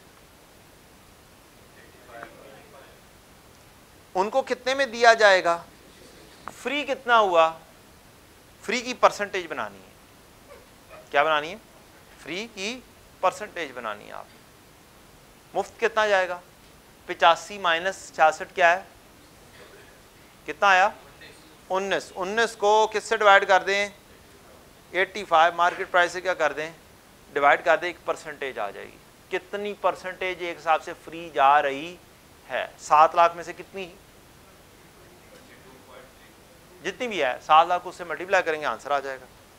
ये ऐसे वर्किंग हो जाएगी आप। 7 लाख को मल्टीप्लाई कर देंगे 85 में से 66 तक़सीम 85 हुई है। मैंने दोबारा से लिख दिया है जरा एम्फेसिस करने के लिए। अर्निंग में कोई इजाफा नहीं होता, शेयर्स में इजाफा 156,470 हो गया। और 0 को डिवाइड कर दें जिससे मर्जी, तो आंसर क्या आता है, 0। ये ऑलवेज रैंक 1 पर होता है, क्योंकि अर्निंग में इजाफा नहीं होता। दूसरे नंबर पर प्रेफरेंस शेयर लिखा हुआ था, इरडीमेबल था। प्रेफरेंस शेयर्स थे, यहां पर बताए हुए थे कन्वर्टेबल प्रेफरेंस शेयर्स कितने हैं, 9 लाख। ये जो चीज दी हुई है ये डॉज दिया हुआ है। ये क्या है, डॉज है। जब तक साथ कन्वर्टेबल लिखा ना हो वो नहीं होंगे कन्वर्टेबल। ये मैंने एम्फेसिस के लिए नॉन कन्वर्टेबल लिख दिया, अदरवाइज लिख देते तो स्टूडेंट्स ने पता नहीं कहां पर कौन कौन सी चीजों को जम कर लेना था। हालांकि इधर पोटेंशियल शेयर्स लिखे हुए हैं, इधर से सिर्फ देखने हैं, कहीं और देखने की जरूरत नहीं है। अच्छा जी, क्या कहानी है जी, 9 लाख शेयर्स हैं, हर शेयर कन्वर्ट होगा 4 ऑर्डिनरी शेयर्स फॉर एवरी 12, तो 9 लाख शेयर्स हैं, 9 लाख ज़रब 4 तकसीम 12, हर 12 के बदले 4 इशू होंगे, तो ये नंबर ऑफ शेयर्स बन जाएंगे। अच्छा जी, ये जो परसेंटेज लिखी हुई है ये इंटरेस्ट की परसेंटेज होती है। क्या होती है? इंटरेस्ट या डिविडेंड की परसेंटेज होती है। जहाँ पे भी लिखी हुई मिले आपको किसी चीज़ के साथ, वो क्या है? इंटरेस्ट की परसेंटेज है। ये शेयर्स हैं, 8% उनका इंटरेस्ट था और उनका नाम है कन्वर्टेबल प्रेफरेंस शेयर्स। ठीक, हर preference share is converted into 2026। ठीक है जी, क्या कितने आ गए जी? 3 लाख आ गया। ये आपके नंबर ऑफ शेयर्स 3 लाख आ गए। ये इसकी वर्किंग आ गई 9 लाख तकसीम 12 ज़रब 4। तो जब भी उन्हें, मैंने अभी थोड़ी देर पहले क्या कहा था, आपने ये कंसिडर करना है कि जी इस साल के शुरू में अगर कन्वर्ट हो जाते हैं तो फिर क्या सेविंग होगी और क्या शेयर्स इशू करने पड़ेंगे। क्या देखना है?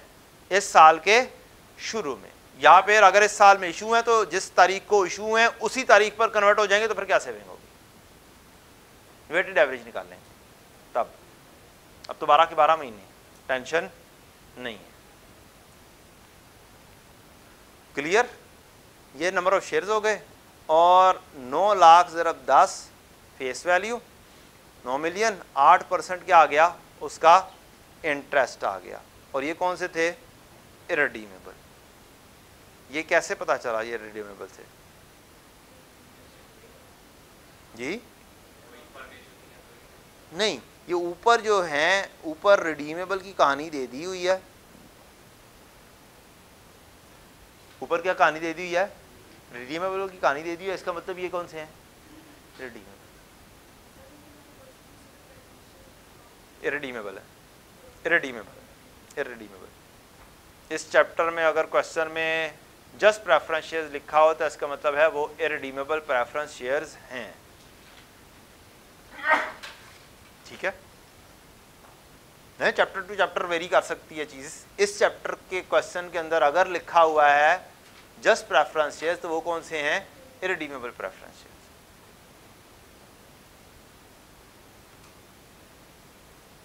डन हो गया जी। और 5% कन्वर्टेबल बॉन्ड्स हैं, तो ये आपका आ गया इरडीमेबल। इरडीमेबल की अर्निंग को नेट ऑफ टैक्स नहीं करना है, एज इट इज आ जाएगी। और कन्वर्टेबल बॉन्ड्स की अर्निंग को नेट ऑफ टैक्स करना है। 30% रेट है, हमने नेट ऑफ टैक्स करना है। किधर गया? 5%, 5 मिलियन का 5% कितना होता है? 2,50,000। 2 लाख को नेट ऑफ टैक्स करें, रेट कहीं पे दिया हुआ है 30%। 1 माइनस 0.3 यानी कि 0.7 से मल्टीप्लाई कर लें, 75 देख लेना, और 175 है।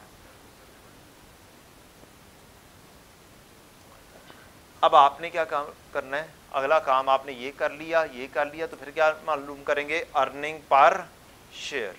अर्निंग पर शेयर मालूम किया तो आपका आया 7 लाख 20 तकसीम 3 लाख कितना आया? 2.4। 175 तकसीम 1 मिलियन 0.175। इसकी रैंकिंग होती है लीस्ट, जो सबसे कम है वो पहले नंबर पर, जो उसके बाद बड़ी है वो दूसरे नंबर पर, जो उससे बड़ी है वो तीसरे नंबर। अब इसको छोड़ दें, क्या चीज़ है ये क्या आएगी? तीसरे नंबर पर। ये क्या चीज़ है? 2.4।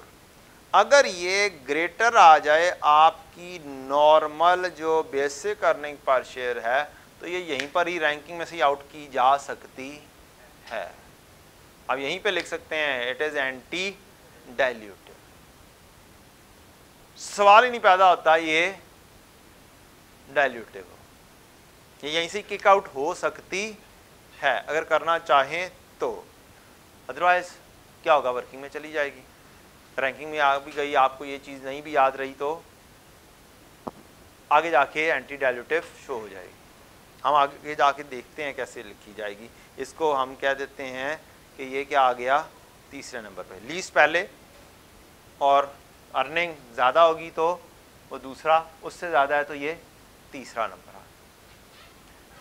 अब इसी फॉर्मेट को दोबारा से कॉपी करना है। क्या करना है, ये जो फॉर्मेट लिखा है सेम फॉर्मेट आगे दोबारा से आ रहा है, लेकिन इसके अंदर स्टार्ट होना है बेसिक अर्निंग एज रिपोर्टेड। जो रिपोर्ट किया, जो वर्किंग किया वहां से स्टार्ट करना है। क्या करना है, जो रिपोर्ट किया वहां से स्टार्ट करना है, चाहे एक स्टेप हो, चाहे एक काम करना हो, चाहे दो करने हो, चाहे तीन करने हो, आराम से बस ये काम करते जाएं, आपका सवाल सॉल्व हो जाएगा आराम से, बहुत सुकून से। बेसिक अर्निंग जो रिपोर्ट की थी वो कौन सी थी, 9 मिलियन, और वेटेड एवरेज कितने थे, 4 मिलियन। तो ये आपका आ गया 9 मिलियन और ये आपका आ गया 4 मिलियन, और ये आपकी बेसिक आ गई 2.25। अब आपने 1 बाय 1 क्या करना है, रैंकिंग के हिसाब से चीज ऐड अप करते जाना है। रैंकिंग में पहले नंबर पे ऑप्शन, ऑप्शन लिखा, ऑप्शन की अर्निंग यहां से उठाई, यहां पर लिखी, ऑप्शन के शेयर्स यहां से उठाए और यहां पे लिखे, देख देख के काम है। और फिर आपने बैलेंस बना दिया कि अब इस ऑप्शन के बाद मेरे नंबर ऑफ शेयर्स कितने हो जाएंगे और मेरी अर्निंग कितनी हो जाएगी। ये अर्निंग आ गई, ये शेयर्स आ गए, इसको इससे डिवाइड किया, ये अर्निंग डिवाइड बाय दिस, तो क्या आंसर आया 2.17। ये क्या हो रही है, कम हो रही है। तो इसके साथ हम लिखेंगे डाइल्यूटिव और इसके मार्क्स हैं। एग्जामिनर बार बार कह के थक गया है, बच्चे डाइल्यूटिव नहीं लिख रहे और एंटी डाइल्यूटिव नहीं लिख रहे। मीन्स एग्जामिनर बुरा मनाता है अगर ना लिखा जाए। अगले दूसरे नंबर पे कौन सी चीज़ है, 1.75, 1.75 यहाँ पर ले आएंगे और 1 मिलियन यहाँ पर ले आएंगे। कन्वर्टेबल बॉन्ड्स अगर कन्वर्ट हो जाएं तो फिर हमारी अर्निंग क्या रिपोर्ट होती, ये होनी थी। अगर कन्वर्टेबल बॉन्ड्स भी कन्वर्ट हो गए होते इस साल के शुरू में ही, हमारी अर्निंग क्या रिपोर्ट होती, ये वाली रिपोर्ट होती। हमारे शेयर्स क्या रिपोर्ट होते, ये रिपोर्ट होती। और हमारी अर्निंग पर शेयर क्या रिपोर्ट होती, ये रिपोर्ट होती। ये इससे भी कम है, इसका मतलब क्या हुआ, ये भी क्या है, डाइल्यूटिव है। उससे अगली कहानी, तीसरी कहानी, आखिरी भी शामिल कर लें। वैसे तो यहाँ पे ये किक आउट हो गई हुई है, लेकिन अगर आप किक आउट नहीं करते तो फिर क्या करेंगे, ये वाली यहाँ पे लिखते और ये वाले 3 लाख यहाँ पर लिखते, तो आपके क्या आ जाता है 9895545647 ये प्रेजेंट होती और 1.81 पर शेयर ये क्या हो गए, एंटी डाइल्यूटिव हो गए। लिहाजा आपने क्या करना है, ये वाली अर्निंग उठानी है, यहाँ पे कोई रेफरेंस देना है J 1.77 और इसको लाके यहाँ पर 1.77 लिखना है और यहाँ पर लिख देना है कि मैं कहाँ से लेकर आया हूँ, J से लेकर आया। जाके वर्किंग देख लो, J कहाँ पे लिखा हुआ है ढूंढ लेना, वहाँ से जाके देख लेना। कौन सी, एंटी डाइल्यूटिव। मैंने तो बोला अगर तो आप यहाँ पर इस चीज को पिक कर लेते हो, जो कि बहुत कम स्टूडेंट्स पिक करेंगे, ठीक। इस वक्त कंपैरिजन का प्रेशर होगा कि जी वो कंपैरिजन नहीं कर पाएंगे और फिर कंफ्यूज होंगे, तो फिर क्या होगा, जाने दो। कितने को होंगी चीजें, 1 2 3 तो मुकम्मल हो जाती है ना, फुल फ्लैज आ जाता है। तो 3 तो नहीं होंगी, 2 होंगी, चांसेस ये हैं। 2 की रैंकिंग बनानी पड़ेगी और अगर ऑप्शन भी हो और एक और भी हो क्या रैंकिंग बनानी पड़ेगी? नहीं बनानी पड़ेगी। ऑप्शन पहले नंबर पे है, दूसरी दूसरे नंबर पर है। अगर एक ऑप्शन हो, दूसरी कोई भी दूसरी हो, तो रैंकिंग बनाने की जरूरत नहीं पड़ेगी। पहले नंबर पे क्या आनी है? ऑप्शन ही जीतनी है, दूसरे नंबर पे दूसरी आनी है। लेकिन अगर कोई सी दोनों दूसरी हो गई, ऑप्शन ना हुई, फिर रैंकिंग बनानी पड़ेगी। जी जनाब। किसमें? एंडिज क्यों रैंकिंग करनी है जी? इसमें क्यों रैंकिंग करनी है? रैंकिंग तो यहां पे है, यहां तक खत्म होगी रैंकिंग। नहीं, इसमें कैसे रैंकिंग? पता कैसे चलेगा पहले नंबर पे कौन सी, दूसरे नंबर पे कौन सी? वो यही तो देख रहे हो, पहले नंबर पे कौन सी, दूसरे नंबर पे कौन सी। यहां पे वर्किंग सारी होगी है, यहां से उठा के बस देख के लिखनी है।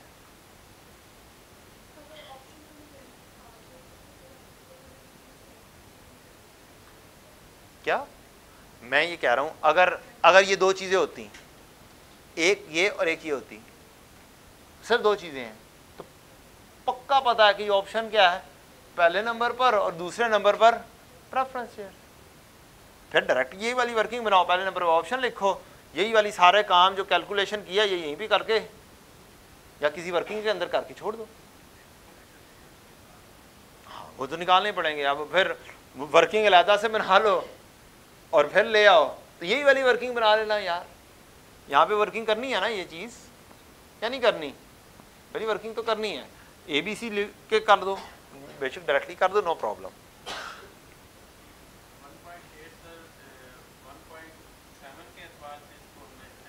हर पिछले एतबार से देखना, हर पिछले एतबार से 2.25 से कम है 2.17, 2.17 से कम है 1.77, 1.77 से बढ़ गई है 1.8, लिहाजा यहां पे आके रुक जाएगा काम, ये रिपोर्ट होगी। हर पिछले स्टेप के हिसाब से करना है जी।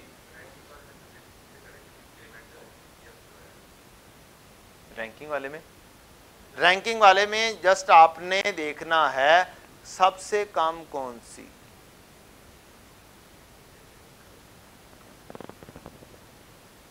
ठीक, सबसे कम वाली पहले नंबर पर, उसके बाद वाली दूसरे नंबर पर, उसके बाद वाली तीसरे नंबर। बेसिक से कंपैरिजन छोड़ो, मारो गोली। मुश्किल यह है कि ये वाली चीज आपको देगा कि आप वहीं पे क्या कर दो, उड़ा दो। मैंने तो पहले ही बता दिया था कि ये क्या होना है, उड़ जाना है। जस्ट आपको एक बताया था कि ऐसे भी उड़ाया जा सकता है, यहीं पे फारिग किया जा सकता है। अगर ये 2.25 बेसिक से क्या है, ये ज्यादा है, तो इसका मतलब ये कंफर्म एंटी डाइल्यूटिव है। लें जनाब, क्या क्या कुछ हो गया। अब सवाल तो मेरे पास बड़े हैं। अगली कहानी, आपका नोटो नोट अगर होना हो, क्या होना हो, नोट बनाना हो। क्या बनाना हो? नोट बनाना हो। तो कैसे बनाना? नोट पहले कोर्स का हिस्सा नहीं था, कुछ साल 1.5 साल पहले हिस्सा नहीं था। ये जब बुक चेंज हुई है तो उसके अंदर नोट उसने शामिल कर दिया हुआ है।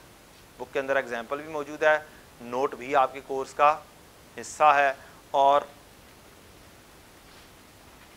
यहां से आपका नोट बनना है।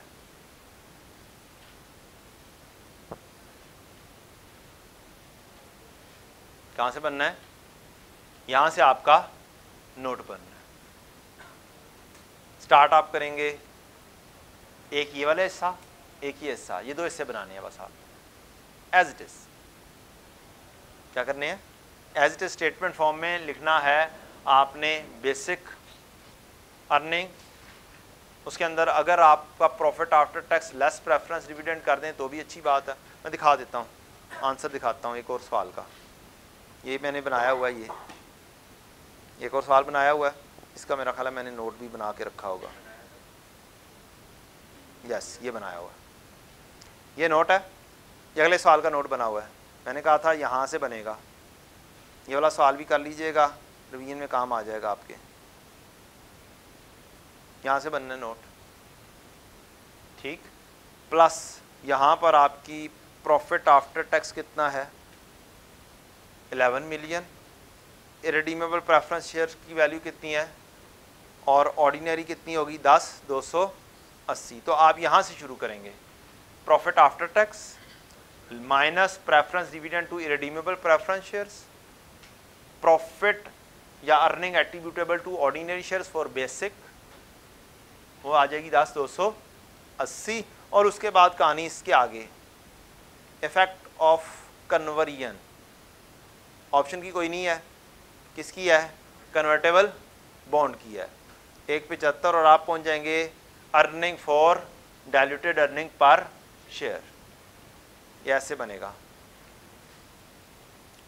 Earning per share, earnings profit after tax less preference dividend, earning for calculation of basic earning per share, जो आपने काम किया पहले उसमें यहां से देख के, इस वर्किंग से देख के क्या चीज आ जाएगी, ये अर्निंग ऐड हो जाएगी और यहां पर आके एंड हो जाएगी 10 455।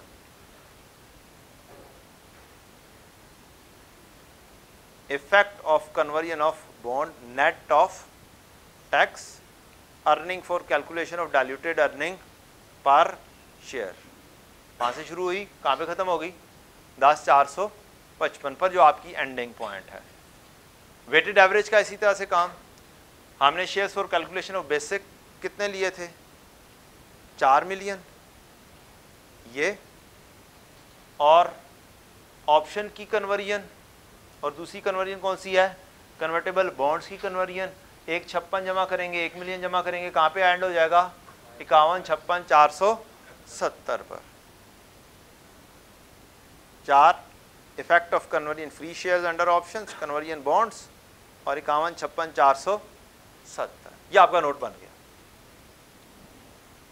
पिछला साल आ जाए तो पिछले साल की भी यही कहानी करनी पड़ेगी, मींस कंपैरेटिव बनाना पड़ेगा। ऊपर से गया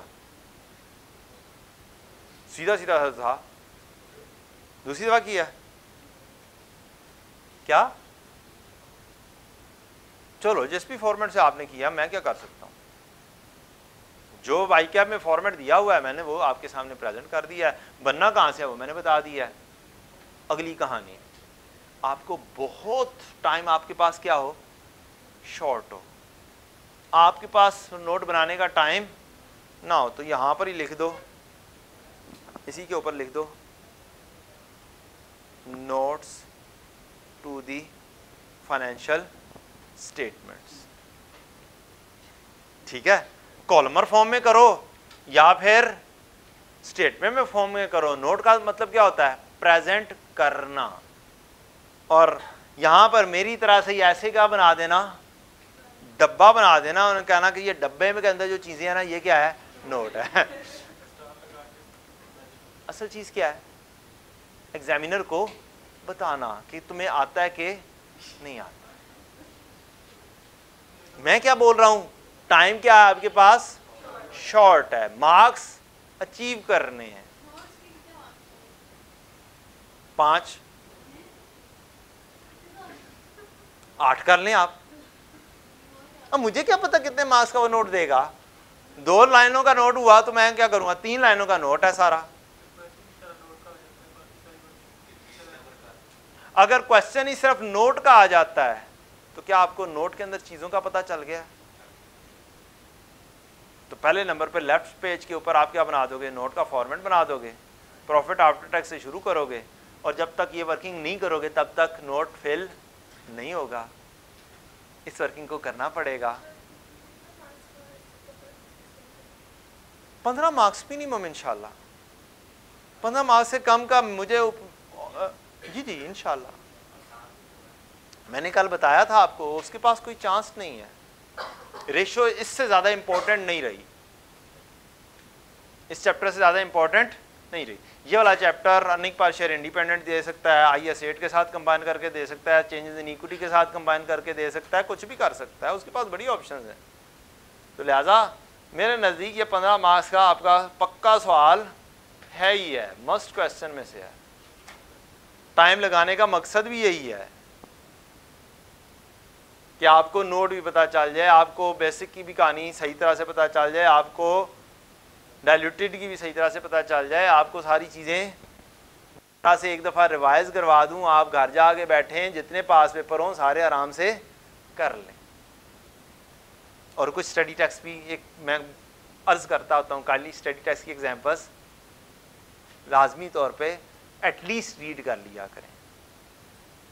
पिछली 2 अटेम्प्ट्स में एक एग्जाम्पल उठा के उसने पेपर बनाया, एक अटेम्प्ट में IS 20 में से, एक अटेम्प्ट में पता नहीं कौन से चैप्टर में से उठा के एक एग्जाम्पल को बेस बनाया और क्वेश्चन बना दिया। हम वो लोग एग्जाम्पल देखते नहीं, हम लोग कहते हैं कि जी ICAP की एग्जाम्पल है ना, क्या अहमियत रखती हैं। उसने बेस बना ली अपनी बुक। अगर आपने उसकी बुक नहीं की तो फिर समझ जाएं कि आपने काम पूरा नहीं किया। लिहाजा ये है नोट, तरीकाकार मैंने आपको बता दिया है कि ये वर्किंग बना लोगे, आगे नोट बनाना कोई मुश्किल काम नहीं है। यहाँ से देख के क्या कर दो, नोट बना दो। 2 चीज़ें और बतानी होती है, बेसिक और डाइल्यूटेड। तो ये तो आपने पहले से नहीं बता दी वर्किंग के अंदर ही, जो मैंने आपको तरीकाकार सिखाया। तो क्या नोट बन गया खुद ब खुद? बताएं।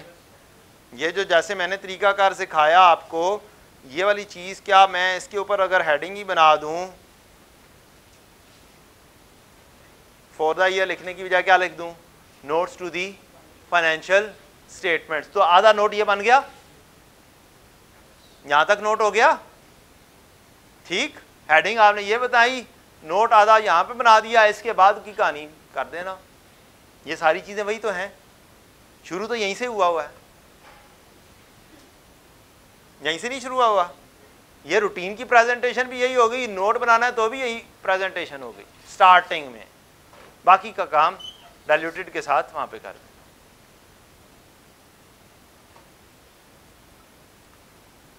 लें जी, इसके बाद एक ये एग्जांपल है, ये कौन सी एग्जांपल है, diluted preference dividend irredeemable issued in the current year. Yes, current year अगर में इशू हो तो फिर क्या मसले मसाइल स्टूडेंट्स को फेस करने पड़ते हैं, क्या गलतियां करते हैं, ये वो है। और इसके अंदर एक और कॉन्सेप्ट भी आ गया, Silva limited 10 million ordinary shares in issue on 1 January 15। There has been no new share of issue for several years. However SL issued 2 million of 6% convertible preference shares on 1 April 15 during the year. क्या किया है आपने, issue किए हैं। कौन से? Convertible, means diluted के अंदर काम आएंगे। क्या ये प्रेफरेंस शेयर्स इररिडीमेबल हैं? कोई रिडीमेबल की कहानी तो नहीं लिखी हुई, बोले नहीं लिखी। These are convertible into ordinary shares at the following rates. 31 मार्च 18 को भी हो सकते हैं, 31 मार्च 19 को भी हो सकते हैं। 25 शेयर में 31 मार्च 18 को होंगे, 20 शेयर में 31 मार्च 19 को होंगे। आप कौन से वाले लेंगे, इन दोनों में से चूज करेंगे। मोस्ट डाइल्यूटिव, कौन से? Most dilutive. मोस्ट डाइल्यूटिव कौन से होंगे? ज्यादा वाले, जो ज्यादा में कन्वर्ट हो जाएंगे। तो आप ये वाली चूज करेंगे, इसको क्या करेंगे, ignore. In the financial year 31 दिसंबर total earning attributable to ordinary shares were ₹40,800। क्या इसमें से ऑलरेडी प्रेफरेंस डिविडेंड लेस हो चुका हुआ है? अगर यहाँ पे प्रॉफिट आफ्टर टैक्स लिखा होता तो फिर क्या करना था, यहां से कैलकुलेशन करनी थी और माइनस करना था। टैक्स 30% है, प्रेफरेंस डिविडेंड इज एंड पे आके पता चला। इसका लाइन का मतलब क्या है? इस लाइन का मतलब, जो येलो में लिखा हुआ इस लाइन का मतलब क्या है?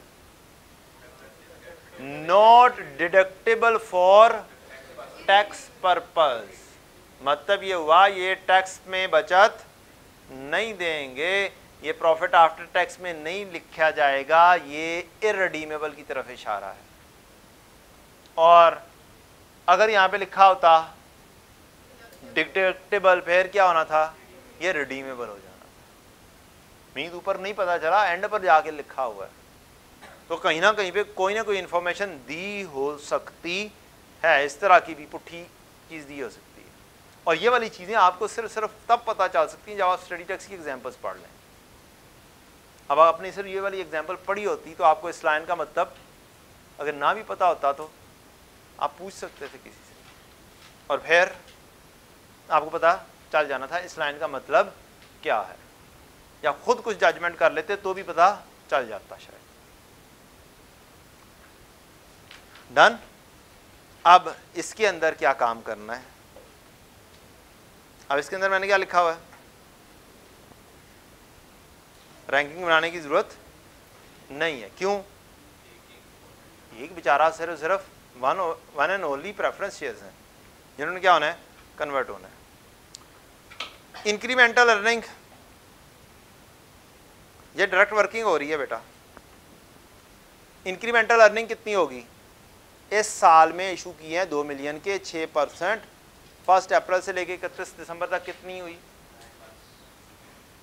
क्या 9 मंथ्स। ओके, 9 मंथ्स की फिर वर्किंग 9/12 के साथ मल्टीप्लाई करके कितनी आएगी, 90,000। बच्चे यहाँ पर तो सही कर लेते हैं, I=PRT लगा लेते हैं, लेकिन जब नंबर ऑफ शेयर्स की कैलकुलेशन करने जाते हैं ना तो तब 9/12 नहीं करते। 2 मिलियन, हर 100 रुपये 25 शेयर्स में कन्वर्ट होने हैं। क्या इनके ऊपर टाइम फैक्टर लगाना है कि ये अगर कन्वर्ट हो जाते तो ये कितने महीने हमारे साल मौजूद रहते? क्या इनको वेटेड एवरेज करना है? बोलो, वेटेड एवरेज कैसे होगा? जब तक आप 9/12 नहीं करेंगे तब तक वेटेड एवरेज, ये वो टाइम फैक्टर लगा है कि अगर ये 1 अप्रैल पर ही कन्वर्ट हो जाते तो इतने होते, उनके ऊपर जब टाइम फैक्टर लगता तो उनकी वैल्यू क्या हो जानी थी, थोड़ी सी कम हो जानी थी। तो अक्सर स्टूडेंट ये वाला स्टेप क्या कर जाते हैं, मिस कर जाते हैं। तो बड़ा आसान सा रूल है, आपने इंटरेस्ट जो कैलकुलेट करना है वो भी इशू डेट से लेकर ईयर एंड तक करना है, इस साल में इशू हो, और जो शेयर्स हैं उनको भी क्या करना है, वेटेड एवरेज करना है। ठीक है जी, ये इंपॉर्टेंट पॉइंट था, ये मैंने आपके लिए हाईलाइट कर दिया। उम्मीद है कि जी अफाका होगा। ये नोट का सवाल है, एग्जाम्पल है, ये खुद कर लीजिएगा, इस पे 2 सालों की प्रेजेंटेशन है। डन। ब्रेक कर लीजिए, कितनी देर की, 15 नहीं, ज़्यादा हो जाएंगे। 2 टॉपिक और रहते हैं अभी एक टॉपिक नहीं मुका। जानबूझ के ये पहले शुरू किया था कि ये लाजमी तौर पर अच्छा ख़त्म हो जाए। 10 लिखता हूँ, 15 तक आप कर लेंगे। अच्छा जी, मैं खोल देता हूँ जी। सवाल उसका, वो पुराने वाला, ये वाला लें जी। ओ क्या बात है यार, शहजादे तुम बड़े अच्छे टाइम पे लेकर आए हो यार। भाई कह रहे हैं बिस्किट भी होते ना तो फिर मजा आ जाता यार, एक बिस्किट भी ले आओ। ब्रेक 11:12।